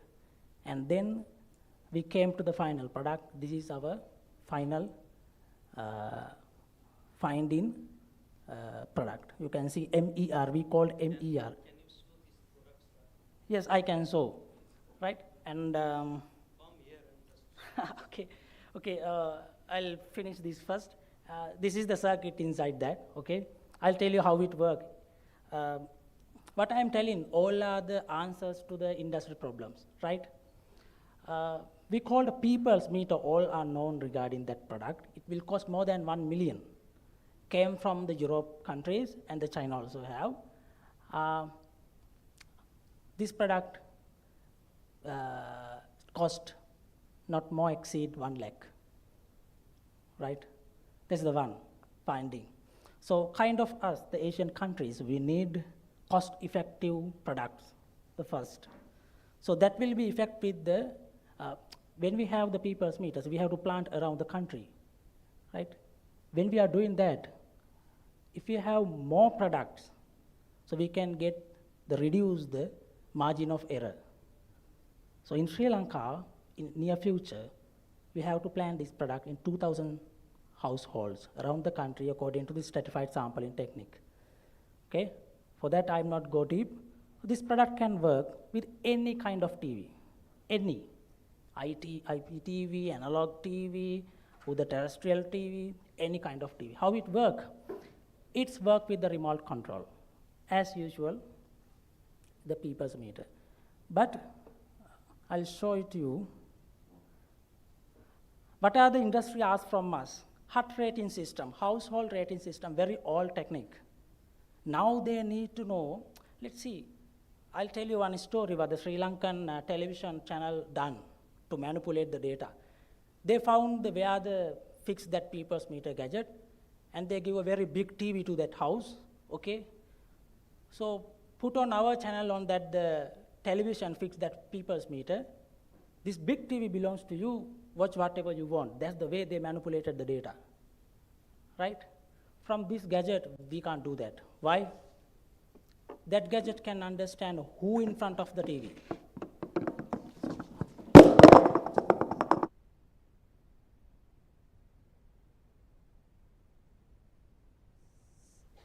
That's the innovation part, right? Inside that, the gadget, there is a camera, but that camera not work as a camera, right? We can't put that gadget at the TV lobby with the camera. We know there are privacy concerns. We can't turn on cameras at the lobbies. In Asian countries like me, Nepal, and India, we don't have TV lobbies like European countries, right? We fix the TV at the living room or the bedroom, sometimes might be kitchen, anywhere. Who we can gather the place, we fix. So we can't put the camera at all. So, how we can explain? Yes, all you have is smartphones, right? When you unlock your wall, the display, the smartphone can recognize your face and then unlock. That kind of similar system belongs to this, right? So there is a 2G SIM card. So that's the way we prove we are not taking pictures. With the 2G technology, we can't send the JPG images. We need 3G, right? We take in data array. This is a different kind of technology. I'm not taking too much time to explain that. So that will be bored to you. So we drag in images. That system can understand your gender and your age group and how many people sit in front of the TV. And there is an accuracy level. It depends on how many people and where are they seated. It depends. And I can say 80%, 50% to 80% accurately, we can say, right? And the real time, we can get the data. In the previous people meter system, there are no way to gather the data in the real time. From this technology, we can get the real-time data, and we give this kind of software to the advertisers and the television heads to take decisions in data-driven. By clicking, they can calculate the impression or rating and then take decision. It will cost. If you want a real-time data, it will cost. But anyway, we can get data. That's the thing. Let's see if there is a cricket match. How we can say with the previous data, we can't get the predictions. This is the time the most of the people are watching that. We can't get the predictions. In the election time, we can't get the predictions, right? When we have a political debate on the TV, we can't get the predictions with the previous data. In the general livelihood, we can get the predictions. So anyway, this we called, you can see the dashboards. We fix some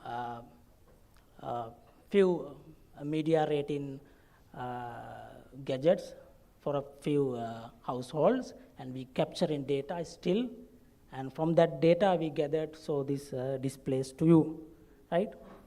So many things. Technology belongs to us, software belongs to us. Whatever the industry need, we can do. With the technological development, with the software development, we can give anything. We have data. That's the thing. So what we are recommending and the significance of this research, as media heads and the producers or channel heads, you can get decisions with the accurate data.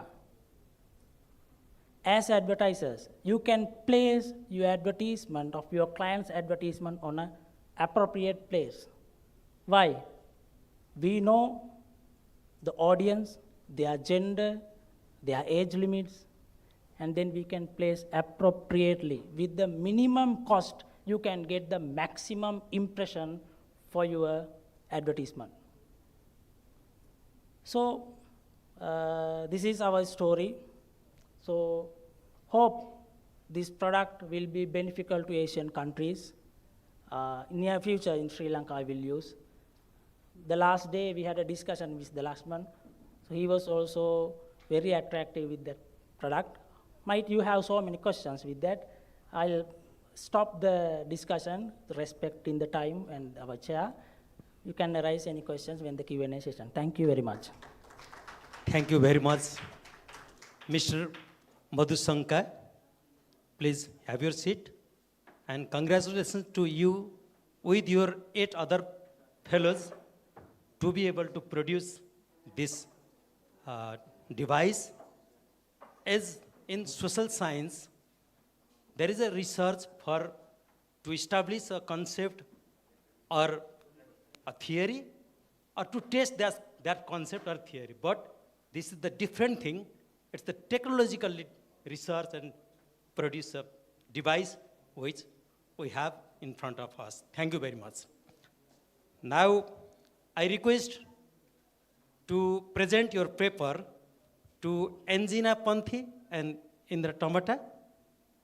Your research is on the Lumini province, based on Lumini province. Please go and present your paper simultaneously, please. But do consider your time limitations also, please. Thank you. Okay,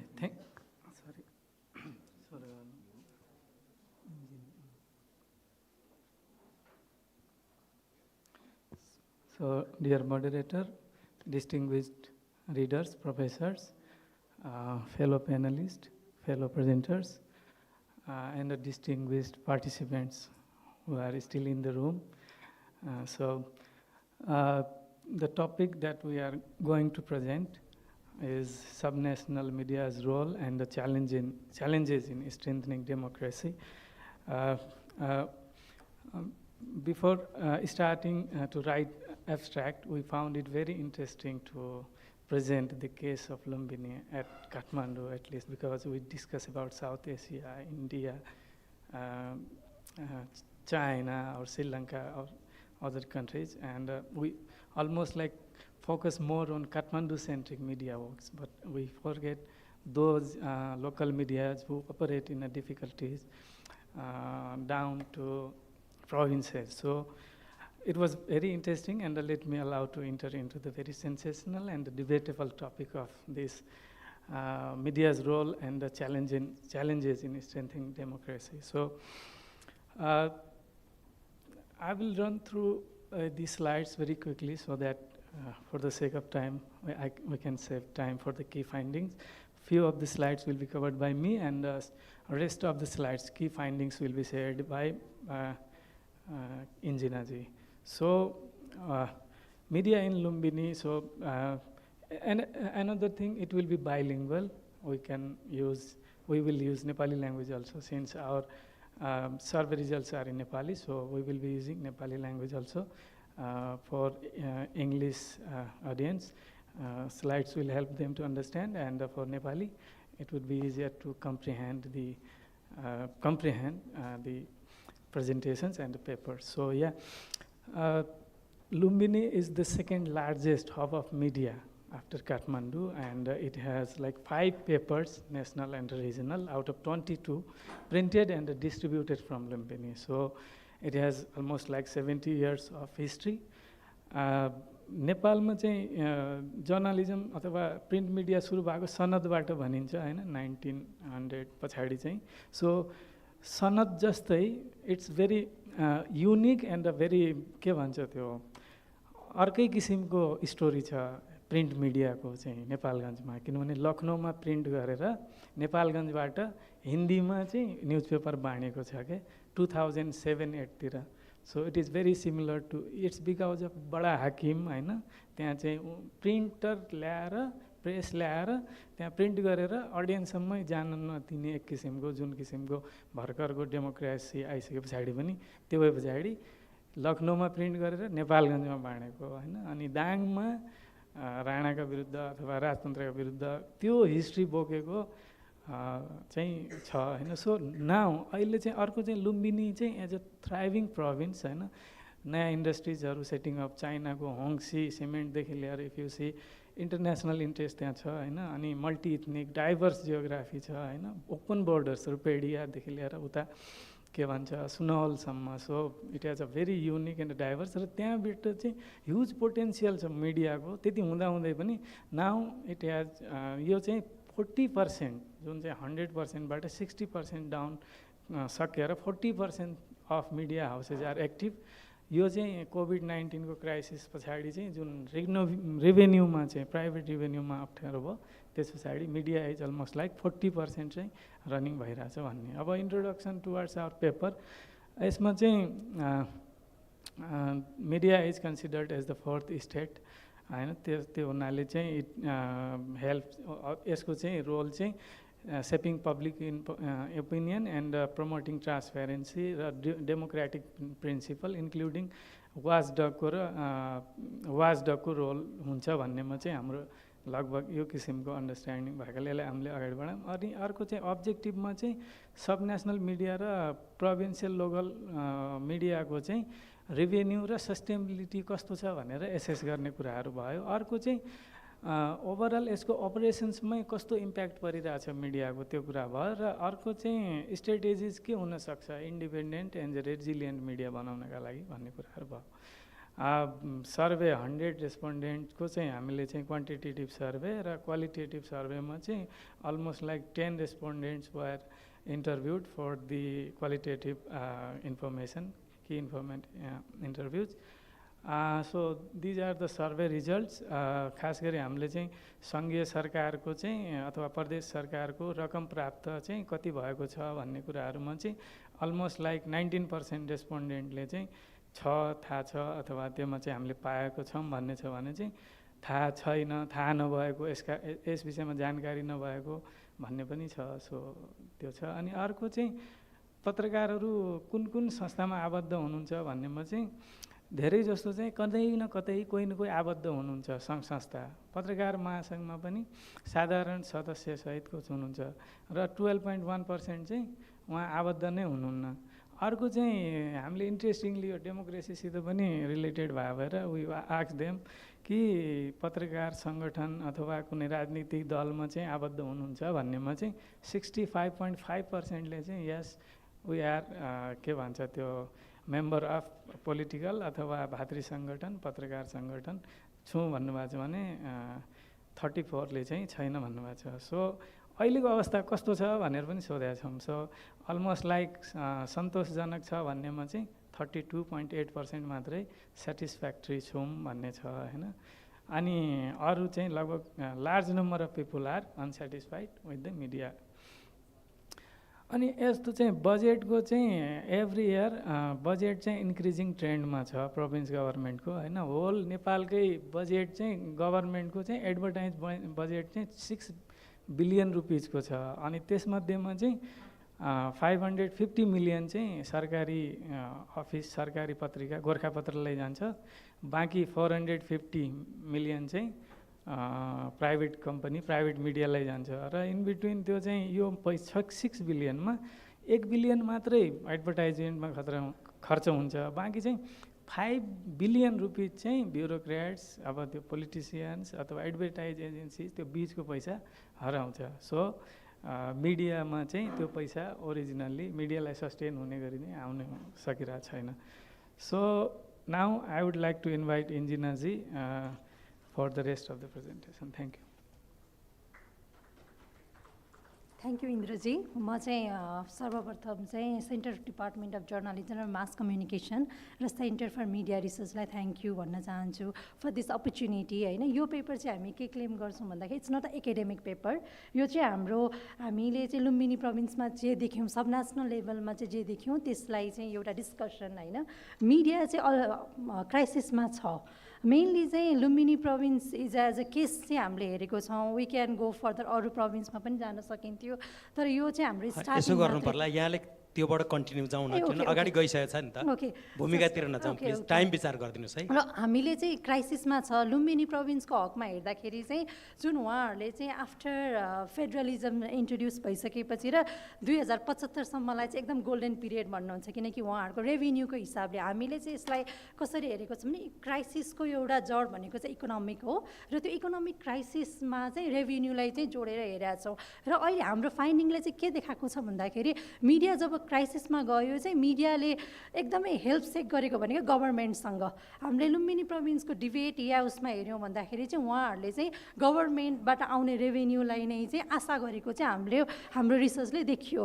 अर्को चाहिँ हामीले के पनि देख्यौँ भन्दाखेरि त्यसको चाहिँ सस्टेनेबिलिटीको हिसाबले हेर्दाखेरि चाहिँ गभर्मेन्टले चाहिँ त्यसलाई चलाउनको लागि मात्रै, बचाउनको लागि मात्रै दिन सक्ने हो भयो रेभेन्यू भनेपछि त्यो सस्टेनेबिलिटीको हिसाबले चाहिँ एउटा थ्राइभिङ मिडियाको लागि चाहिँ त्यो भएन.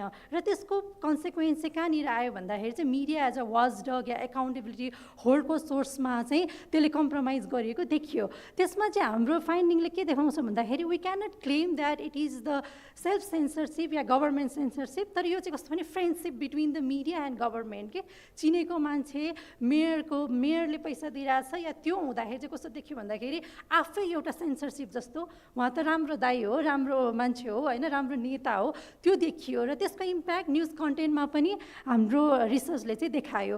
अर्को चाहिँ त्यसको रिजल्ट चाहिँ के भयो भन्दाखेरि चाहिँ मिडियामा जुन एउटा मिसट्रस्ट छ, मिडियाको च्यालेन्जेस त न्यू मिडिया पनि च्यालेन्जेस भइरहेको छ, एउटा रिसर्च पनि च्यालेन्जेस भइरहेछ भन्दाखेरि थर्ड च्यालेन्जेस चाहिँ के देख्यो भन्दा मिसट्रस्ट के. यो चाहिँ फलानु नेताको हो या चाहिँ यो चाहिँ फलानु पोलिटिकल इन्क्लाइन्डको हो भन्ने खालको त्यो कन्टेन्टमै मिसट्रस्ट चाहिँ हाम्रो फाइन्डिङले देखायो होइन. अब अर्को जुन चाहिँ सबैभन्दा मेन हो त गभर्मेन्टले अलिअलि रेभेन्यू त दिइरहेको छ र मिडियाले पनि अरू डाइभर्स रेभेन्यूतिर गएकै छैन क्या, डाइभर्सिफाई गर्नै गएको छैन होइन.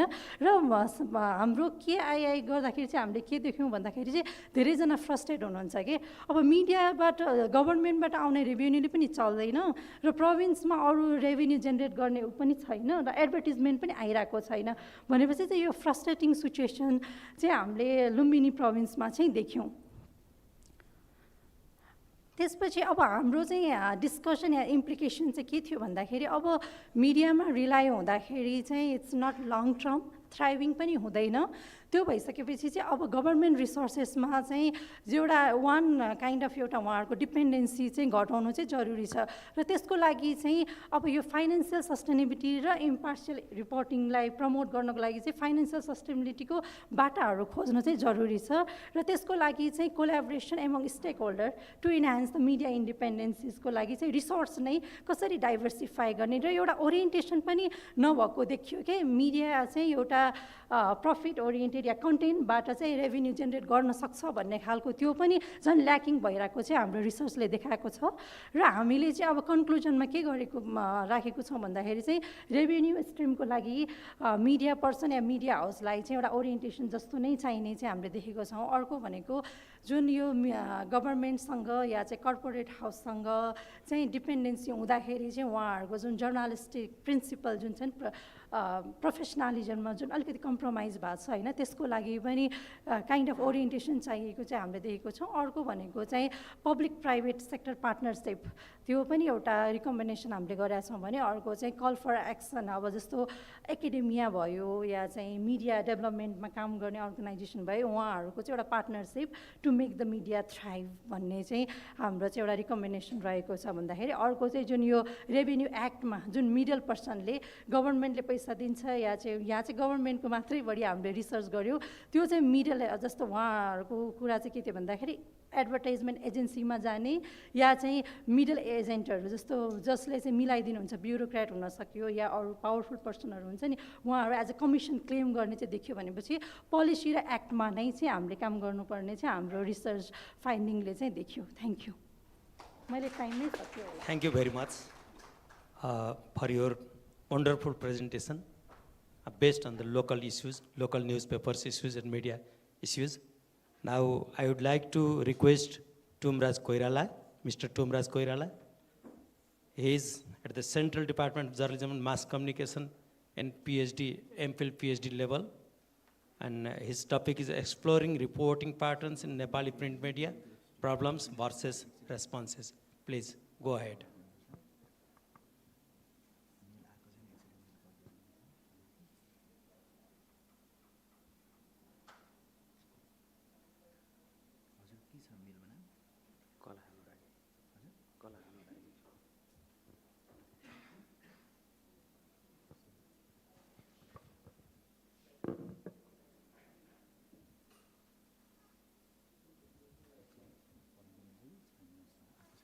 Sorry for disturbance.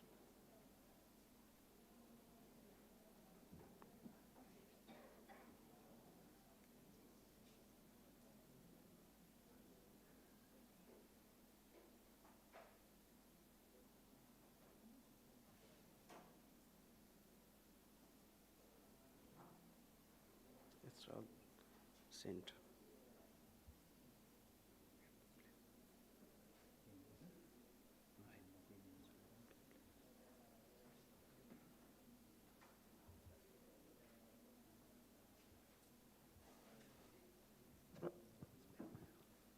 Any problem? Yes. Are you facing? Yes, sir.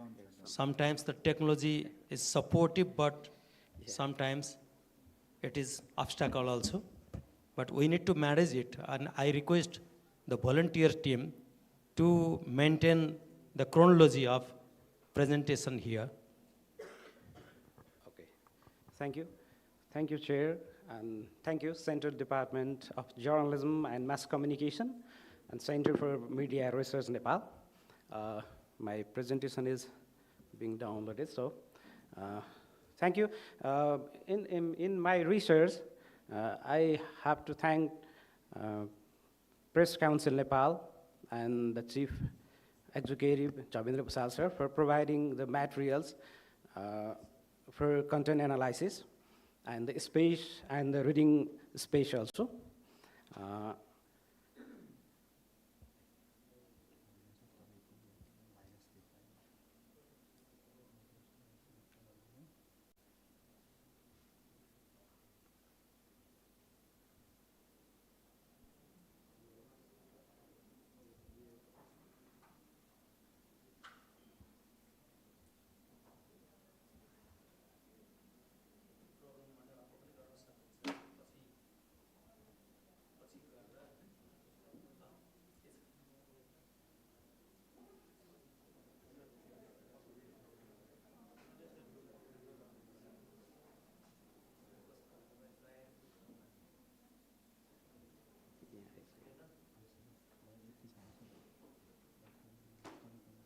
त्यो पर्दैन download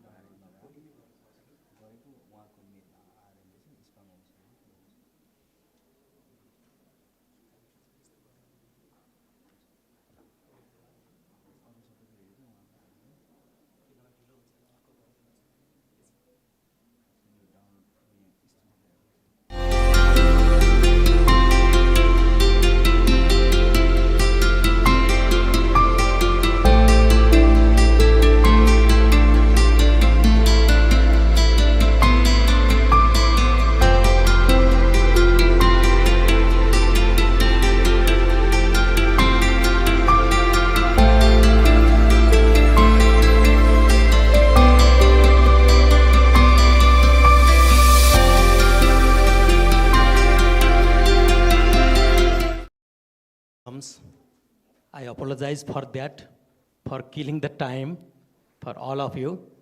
And I promise after some time, Tumraj ji will present his paper. And now I give opportunity to Ajay Sharma. His topic is in Nepali, Dangka Patra Patrikama, Sthaniya Samachar Ko Avastha, the local newspapers condition in Dang district. He is going to present, I think, in Nepali language, yes? Yes, sir. Okay.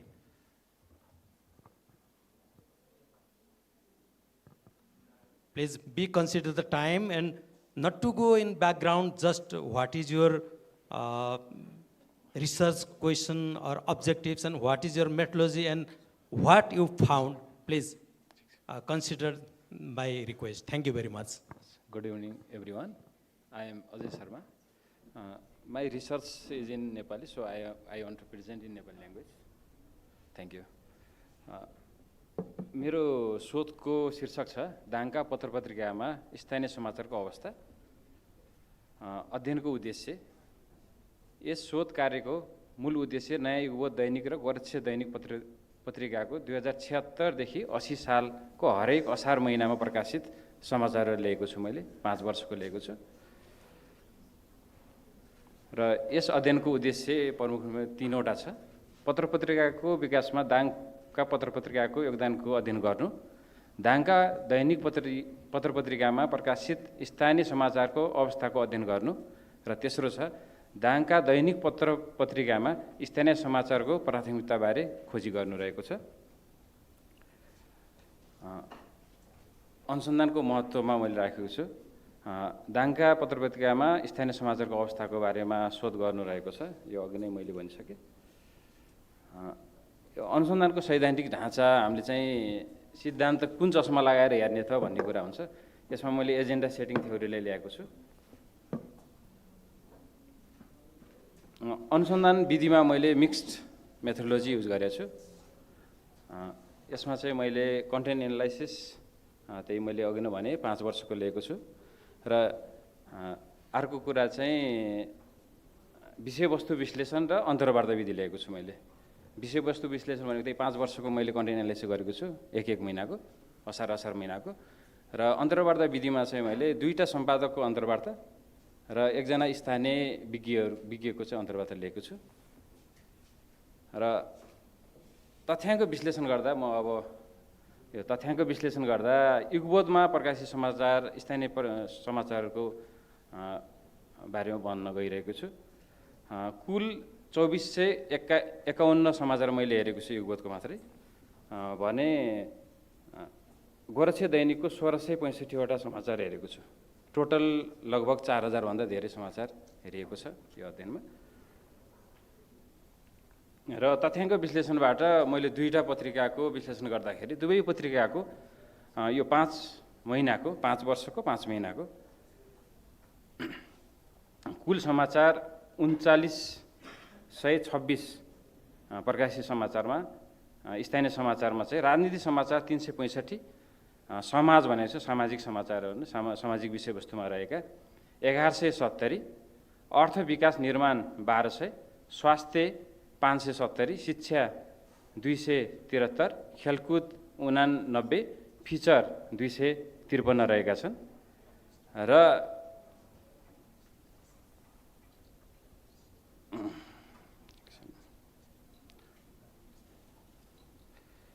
खोजी समाचारमा by प्रोडक्टको रूपमा यो मैले अध्ययन गर्दाखेरि खोजी समाचार पनि मैले हेर्न पुगेको छु। यसमा चाहिँ नयाँ युगबोध चाहिँ हाम्रो नेसनल मिडियाको जस्तो छ, जस्तो कान्तिपुर गोरक्षको भन्दा पनि धेरै राम्रो देखेको छ। यसमा औसतमा चाहिँ महिनामा 40 भन्दा बढी समाचारहरू खोजी समाचारहरू युगबोधले दाङको स्थानीय पत्रिका जुन चाहिँ ब्रोडसिट हो, रङ्गीन पनि हो, त्यसले चाहिँ प्रकाशन गरेको छ भने गोरक्ष चाहिँ यसमा कमजोर देखेको छ। 9वटा मात्रै खोजी समाचार प्रकाशन गरेको छ। यो मैले भनिसकेँ बाई प्रोडक्ट हो। मेरो चाहिँ स्थानीय समाचार म हेर्न खोज्दै थिएँ, त्यसमा चाहिँ खोजी समाचार पनि मैले हेर्न पुगेँ। यो बाई प्रोडक्ट विश्लेषण गरेको छु एउटा। र यसमा चाहिँ निष्कर्षतर्फ जाउँ, सङ्ख्यात्मक हिसाबले दाङका पत्रपत्रिकाले स्थानीय समाचारहरू प्रकाशित गरेको छ धेरै जसो। तर यसमा हेर्दाखेरि मेरो के थियो भने अध्ययन गर्दाखेरि जिल्लाका समाचारहरूमा, जिल्लाका पत्रपत्रिकाहरूमा चाहिँ राष्ट्रिय समाचार दिइन्छ, अन्तर्राष्ट्रिय समाचार दिइन्छ र अन्तबाट तानिएका, अनलाइनबाट तानिएका समाचार दिइन्छ भन्ने मेरो अजम्सन थियो काठमाडौँबाट बसेर हेर्दाखेरि। तर जब मैले चाहिँ अध्ययन गर्न पुगेँ त्यहाँ चाहिँ रिभर्स देखेँ।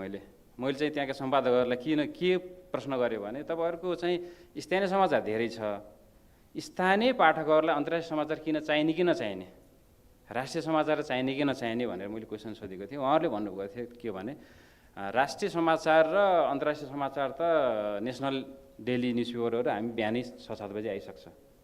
जस्तो कान्तिपुर, नागरिक, गोर्खापत्रहरू नेसनल गइसक्छ भने हामीले चाहिँ अब स्थानीय पाठकलाई स्थानीय कन्टेन्टको भोग छ उहाँहरूलाई चाहिँ त्यो हिसाबले हामीले दिएका हौँ भन्नुभएको थियो। अनि अर्को कुरा चाहिँ मैले अन्तर्वार्ता गर्दाखेरि उहाँहरूले के पनि भन्नुभएको थियो भने स्थानीय समाचार नदिँदाखेरि त्यहाँका चाहिँ विज्ञापनदाताहरूले पनि स्थानीय उहाँहरूले नेपालगञ्जका साथीहरूले प्रेजेन्ट गर्नुभएको छ विज्ञापनको पार्टमा, त्यही भएर मैले जोडेको यसमा स्थानीय समाचारहरू नदिँदाखेरि पाठकको पनि इन्ट्रेस्ट नहुने अनि विज्ञापनदाताहरूको पनि इन्ट्रेस्ट नहुने देखियो अरे, त्यही भएर उहाँहरू फेरि उता स्थानीय समाचारलाई जोड दिनुभयो भन्नुभएको थियो। र स्थानीय समाचार दिन सुरु गर्ने चाहिँ गोरक्षे रहेछ। जस्तो नयाँ युगबोध चाहिँ त्यहाँको मध्यपश्चिमकै ठुलो पत्रिका मानिन्छ, पुरानो पत्रिका मानिन्छ। जस्तो हामीले नेपालको पत्रिका कुन पुरानो भन्दा गोर्खापत्र भन्छौँ भने मध्यपश्चिमको चाहिँ दाङको, अझ मध्यपश्चिमको चाहिँ नयाँ युगबोध नै हो। र त्यसपछि चाहिँ अरू पत्रिकाहरूले पनि स्थानीय समाचार दिन्छ। त्यहाँ चाहिँ गणतन्त्र छ, राप्ती पोस्ट छ, अरू पत्रिकाहरूले पनि स्थानीय समाचारहरू दिन थाले। यो चाहिँ गोरक्षको देन हो, मेरो अध्ययनबाट त्यो पत्ता लागेको छ। र मैले लास्टमा राखेको छु, म अन्त्यमा छु। यसअघि चाहिँ मफसल, हामीले मफसल भन्छौँ, यो शब्द सही हो होइन थाहा छैन, यसमा चाहिँ डिबेट छ। मफसलका साथीहरूले हामीलाई यो चाहिँ होच्याउने हिसाबले भन्नुभयो भन्ने टाइपको पनि हुन्छ। अहिले फेरि मफसल छैन भन्ने पनि छ फेरि, अहिले मफसलै छैन, सबै सेन्टर सबै मार्जिन भने जस्तो। अब सोसल मिडिया अथवा अनलाइन प्लेटफर्मले गर्दाखेरि कन्टेन्ट जहाँको कन्टेन्ट पनि जहाँ पुगिरहेको छ। र चाहिँ जिल्लाका समाचारहरू, जिल्लाका अखबारहरू भनौँ, पत्रिकाहरू भनौँ, उनीहरूले चाहिँ पहिले चाहिँ राष्ट्रिय समाचारहरू अन्तर्राष्ट्रिय समाचार दिइरहेको थियो भने अब चाहिँ स्थानीय समाचारमा उनीहरूको फोकस छ भन्ने मेरो चाहिँ निष्कर्षको अध्ययनको निष्कर्ष हो। र यो चाहिँ मेरो पूर्वाञ्चल विश्वविद्यालयमा गरिएको अध्ययन हो। यसको एक्सटर्नल चाहिँ घमरा सर नै हुनुहुन्थ्यो, मलाई धेरै कुरा चाहिँ सपोर्ट गर्नुभएको छ, सल्लाह दिनुभएको छ। धन्यवाद। Thank you very much Ajayji, Ajay Sharma. Now we are going to present what delayed because of the technical issues, and I think Ledanji, is it right now? Are you okay, Ledan? Okay, sir. Okay, then Tumratji again, please take your time. Please consider the time because the time is running and we are going behind and behind. Thank you. There's some technical mistakes, so I'm sorry for that also. I have sent the mail, but it's not downloaded over here, so I have given the pen drive over here.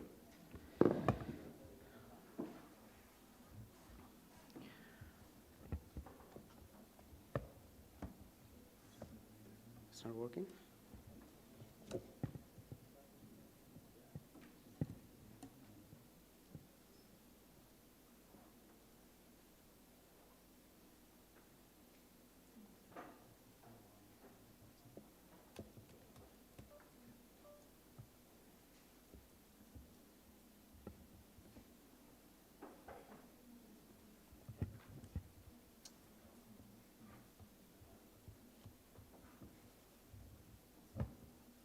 Mail में जान सकते हैं। Refresh करना है बेटी, और कौन बैठा है उसमें?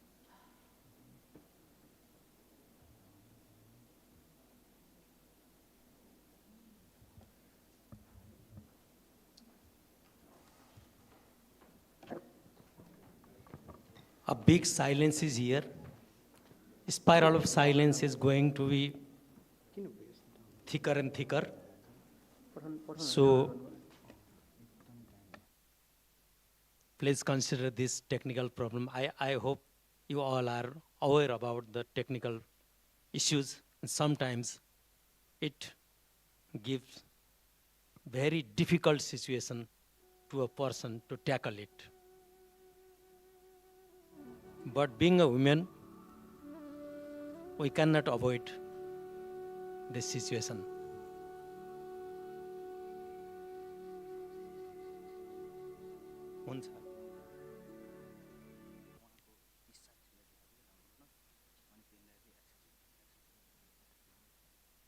Okay, this second attempt also is not success.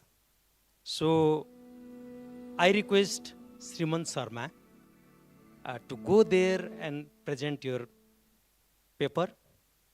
Your paper's title is Framing to Transitional Justice in Nepal, Content Analysis of Nepali Newspaper. Sriman Sharma now. If the technology gives opportunity, then we will try again for Tumraji.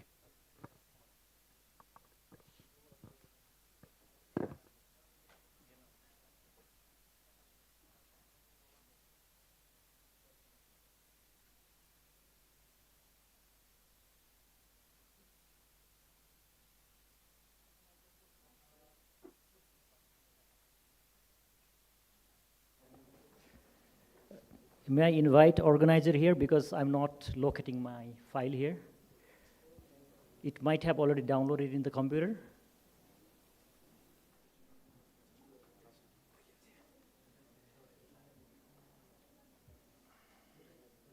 Okay.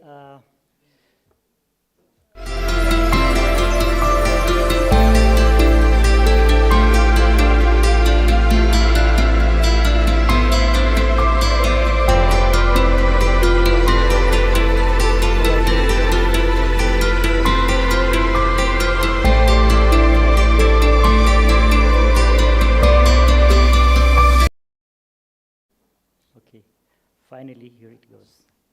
Okay, I'm associated with CMR Nepal as a media research fellow, and I'm associated with HERD International as a researcher and Central Department of Conflict, Peace and Development Studies, Tribhuvan University as a PhD scholar.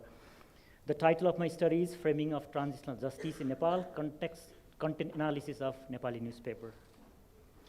In the interest of time, I'm going to skip this overview slide as well as the introduction, but just want to shed a light on what exactly I'm trying to do in this study.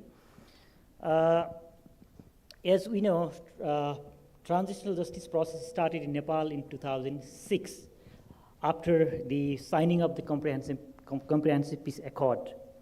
So many years have been passed, but the trust between the government and stakeholder has eroded so much because people do not have trust when this transitional justice process concludes.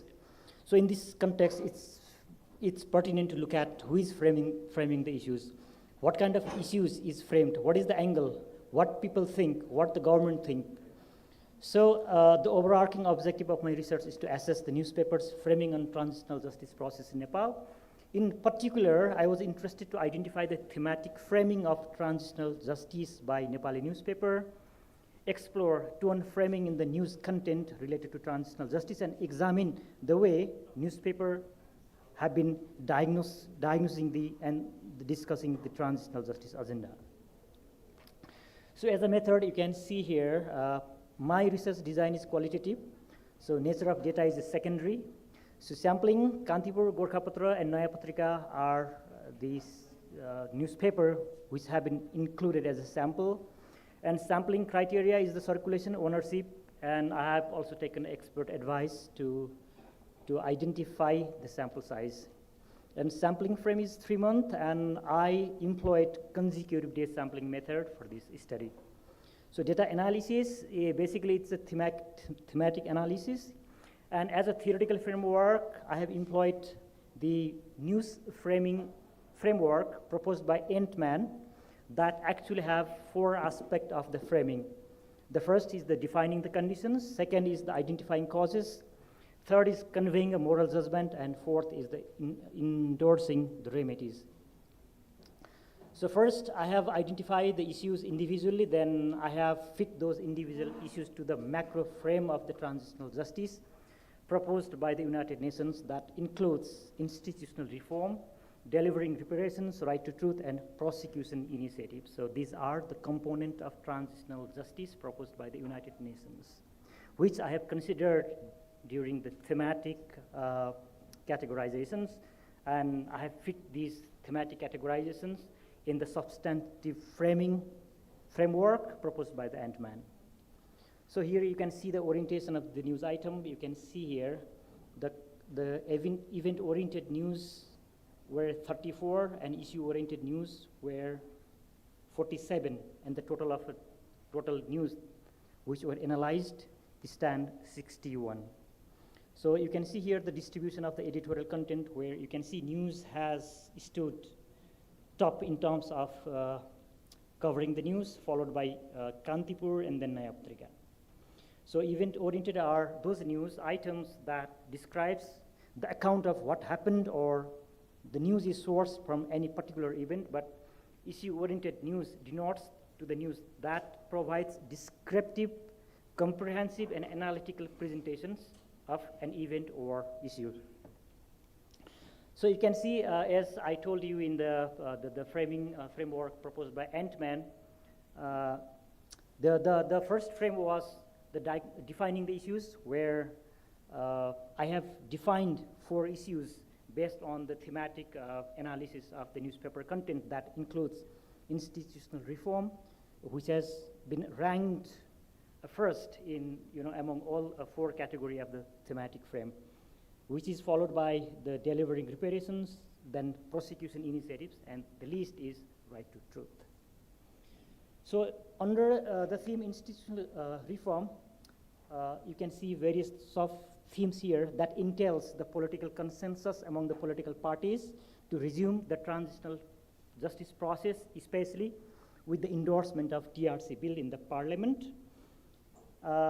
And also that there have been concerns about the recruitment of the TRC commissioner, followed by the TRC bill's endorsement in the parliament. That has also got a substantial coverage by the Nepali newspapers.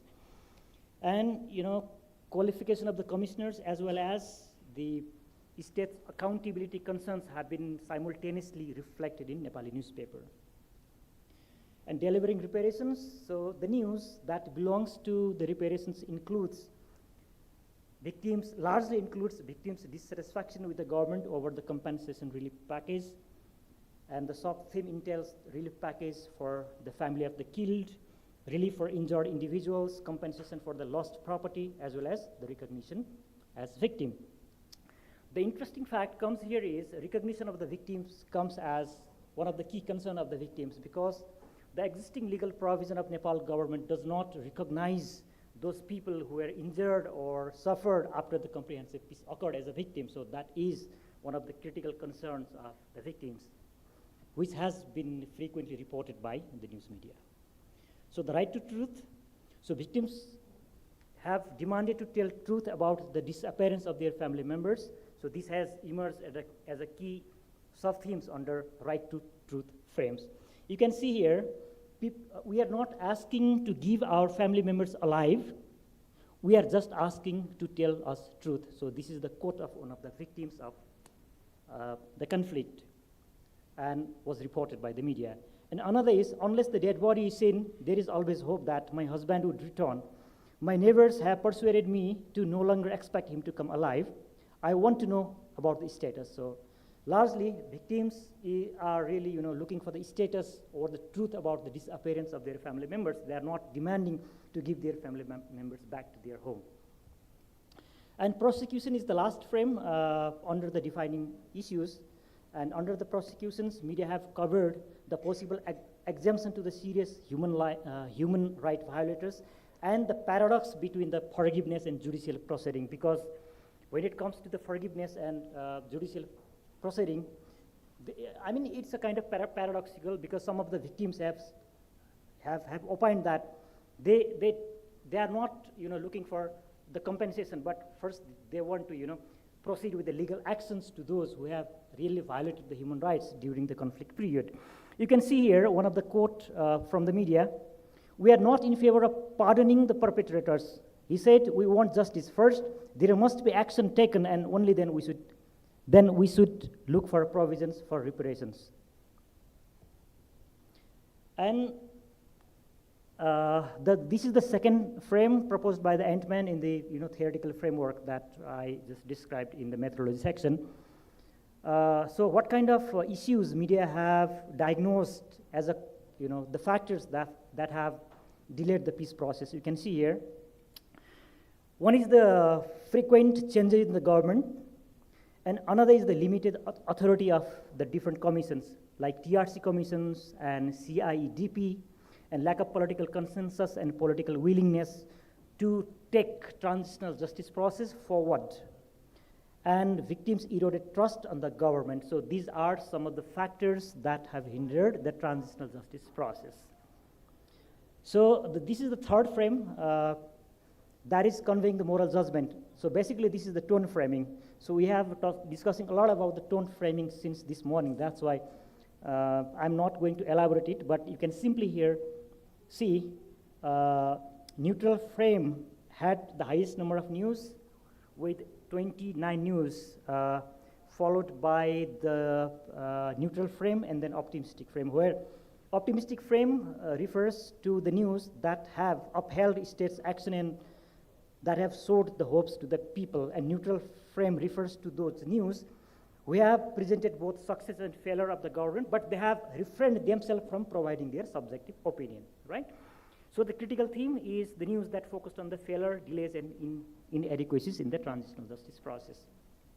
So tone identification is not very hard and fast because this is qualitative research, and in the qualitative research, what we do is it is based on the qualitative judgment of the researchers, where we look at the metaphorical element in the news, then presentation of headline and the para-language within the news, right? And the extent which the author has expressed his subjective opinion. So this kind of thing decide whether, which news is optimistic, which is critical, and which is neutral.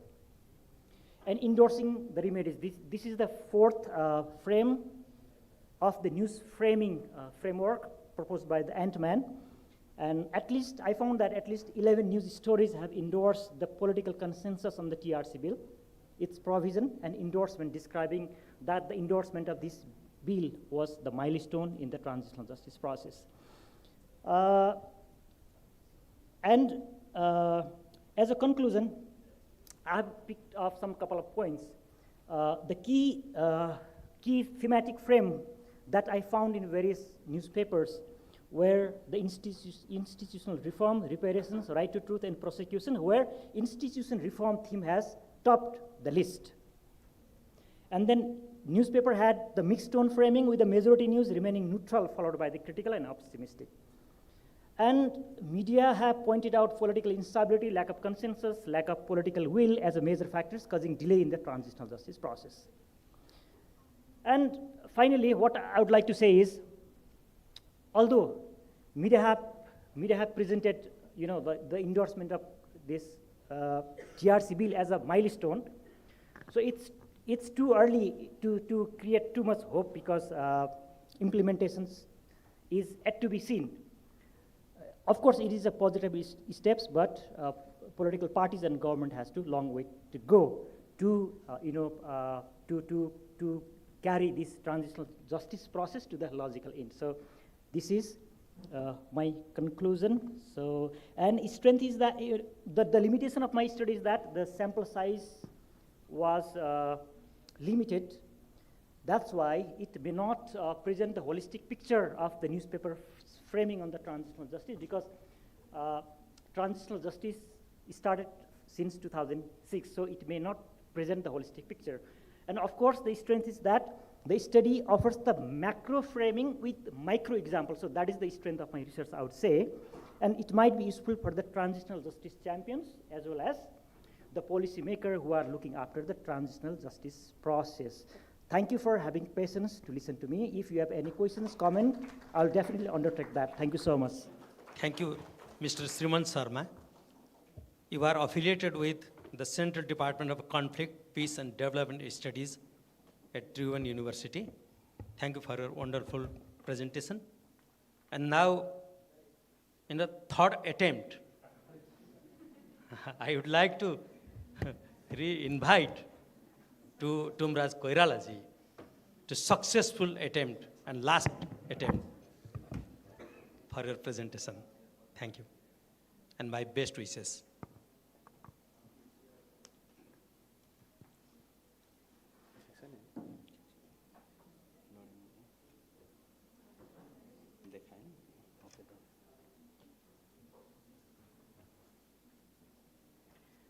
Thank you so much.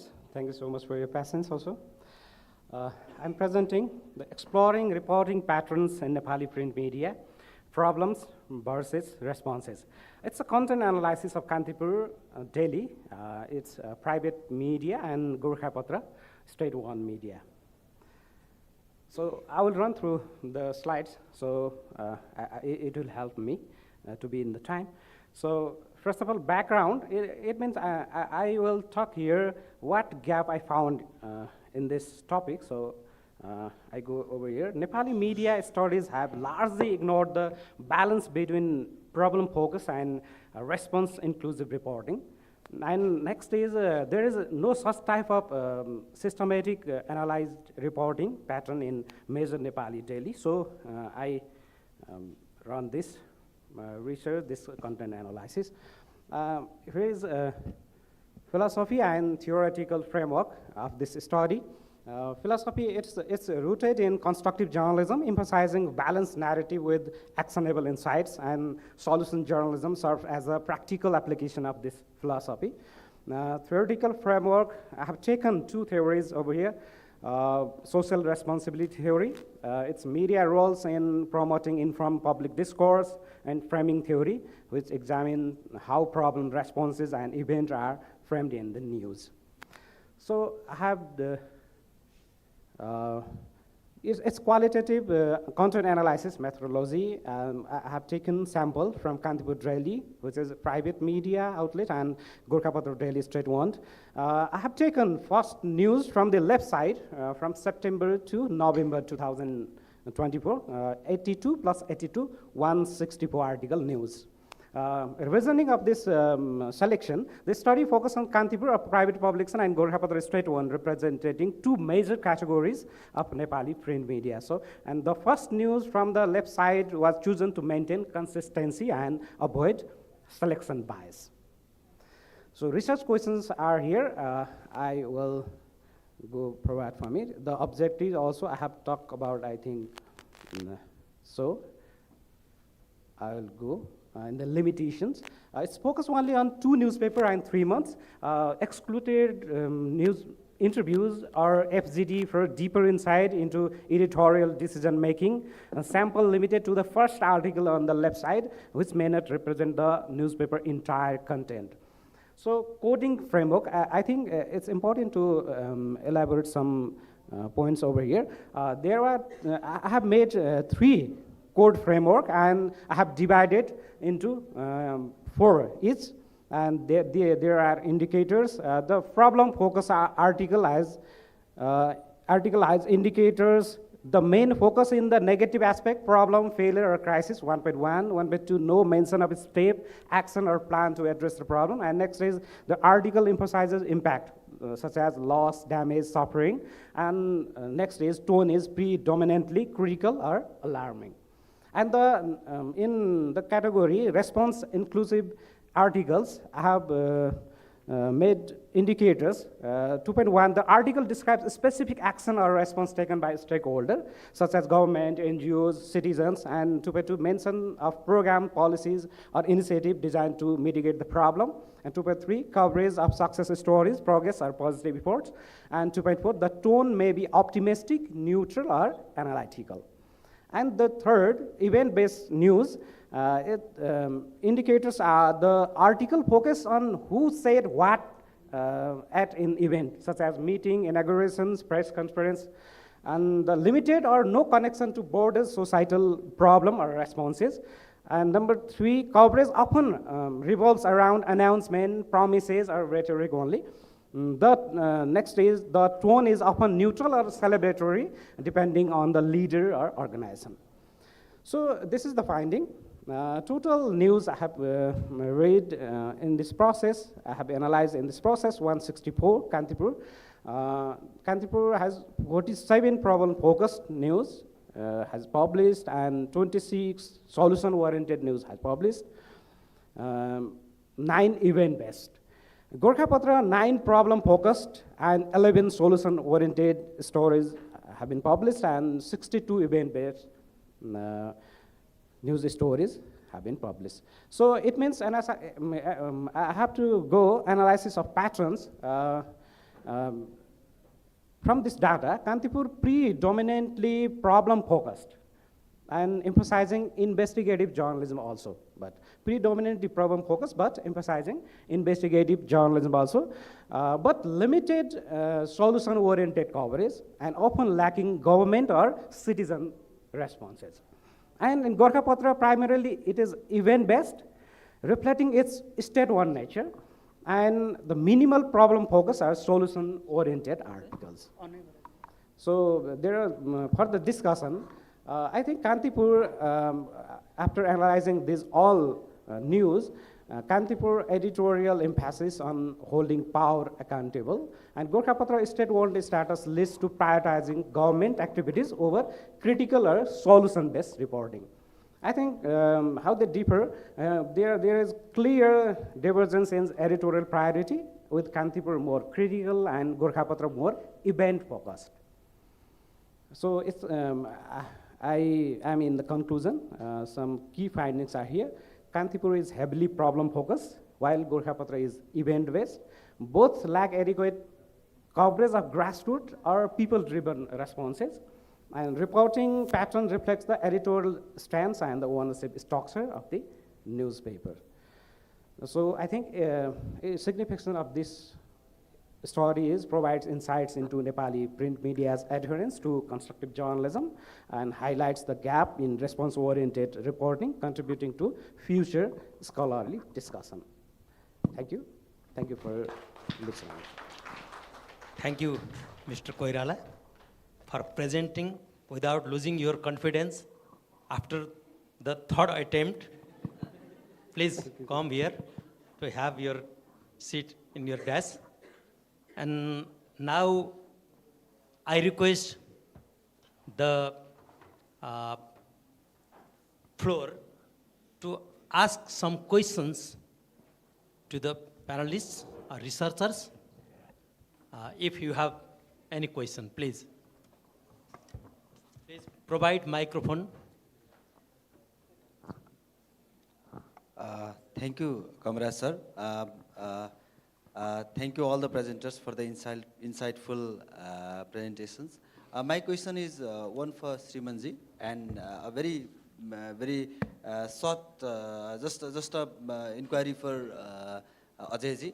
तपाईले चाहिँ त्यो असारको भन्नुभएको छ नि त असारकै चाहिँ ठ्याक्कै किन लिनुभएको हो त्यो असारमा त्यस्तो के छ त्यसको लजिक के हो भनेर मात्रै हो एउटा चाहिँ एकदम सानो जिज्ञासा लागेको भएर श्रीमनजीलाई चाहिँ since you studied media's role in transitional justice system, how medias are responsible for this delay? Do you see any reporting in the framing?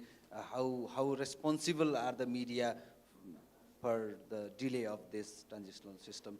Can you share any insights, even though that is not the primary part of your study? Thank you.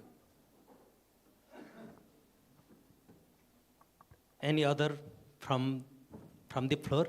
If you have question, otherwise they will give answer. Please go ahead. Thank you, Raviji.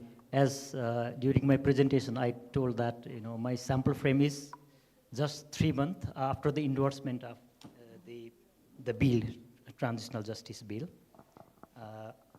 So it may not provide a holistic picture about the delay, but what happens is media have picked off the event to describe the transitional justice in this particular period of time, because a few things are happening in the transitional process after the endorsement of the TRG bill. For example, one of the huge concerns is the appointment of the commissioner, and another is that some of the victims groups have been also represented in the media. They have been demanding that the formation of the commission should be based on the fair play.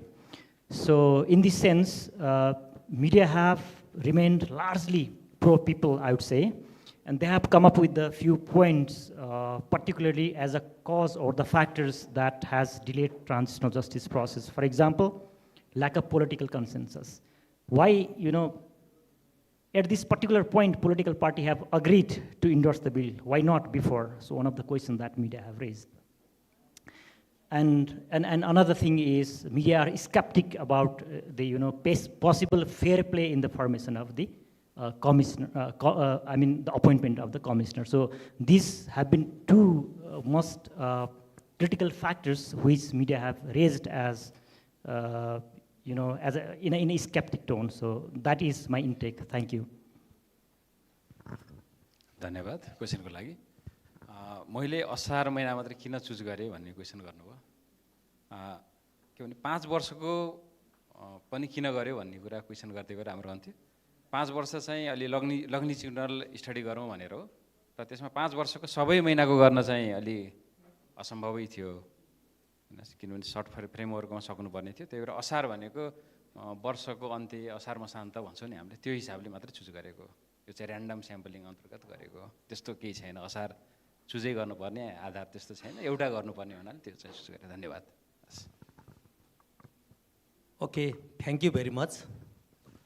As a chair, I also would like to say some words as a ritual, because here is concluding remarks by session chair as inscribed here. So I think it was a good presentation, though some technical problems we faced, but your patience was very much appreciable. And after all, we finished 5 papers, presentations, and one was with the best of natural science research or the engineering. The others were the social science research.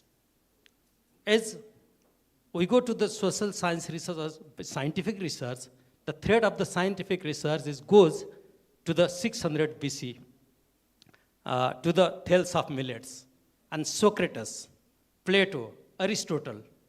And now, Plato is recognized as the rationalism of research. And likewise, Aristotle is known as the empiricism, empirical research, founder of empirical research or empiricism. And rationalism is based or related to the quantitative research methodology, deductive approach, and objectivism ontology. While the empiricism is based on the qualitative research methodology with the subjective ontology. And so the philosophers, the Western philosophers, has their legacy to the scientific research of this modern era. That's why we are getting their insights in our modern research. We need to do it. If any researcher or any that type of champion makes the Vishnu theories, Ganesh theories, or likewise that the other types of gods and goddesses theories, then the modern research obviously would follow those theories too. I hope after some times the Nepali champions or the Eastern champions will produce that type of knowledge, and we just wait now. And if they produce that type of knowledge, theories, and then we obviously follow that. And thank you very much for your patience to listen to our fellows, researchers, and me also. And I conclude this very short or valueless this opinion in front of you, thanking to all of my panelists or the researchers. And I would like to invite Dr. Kundan Naryal, head of the department. Please provide the certificates to us. Thank you.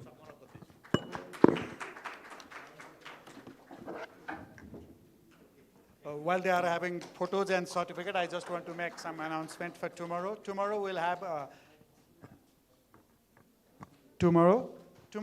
panel discussions starting from 9. There will be breakfast at 8:30, so please do come for the breakfast. I invite you all for the breakfast, and then we can start prompt at 9. We'll finish at 4. We'll have very exciting panel discussion, as you can see in the conference proceeding. And tomorrow we'll also have a side parallel session for students if they want to present a paper. Three of our distinguished guests from Bangladesh, India, and Sri Lanka. They will sit with you. They will help you look at your own research.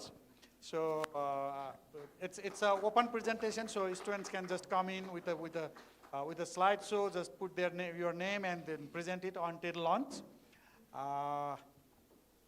Is there anything else I need to say?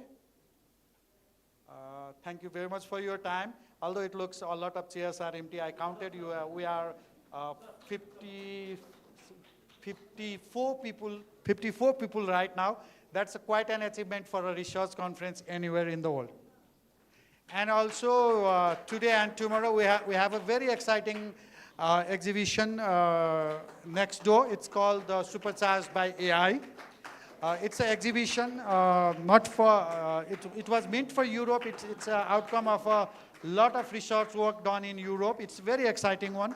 I invite you to look at the exhibition. There are also three poster presentations there, and also a lot of books and journals from our Indian friends are on exhibition there. You can take them if he's not looking at you. I don't think you are going to take them back, sir.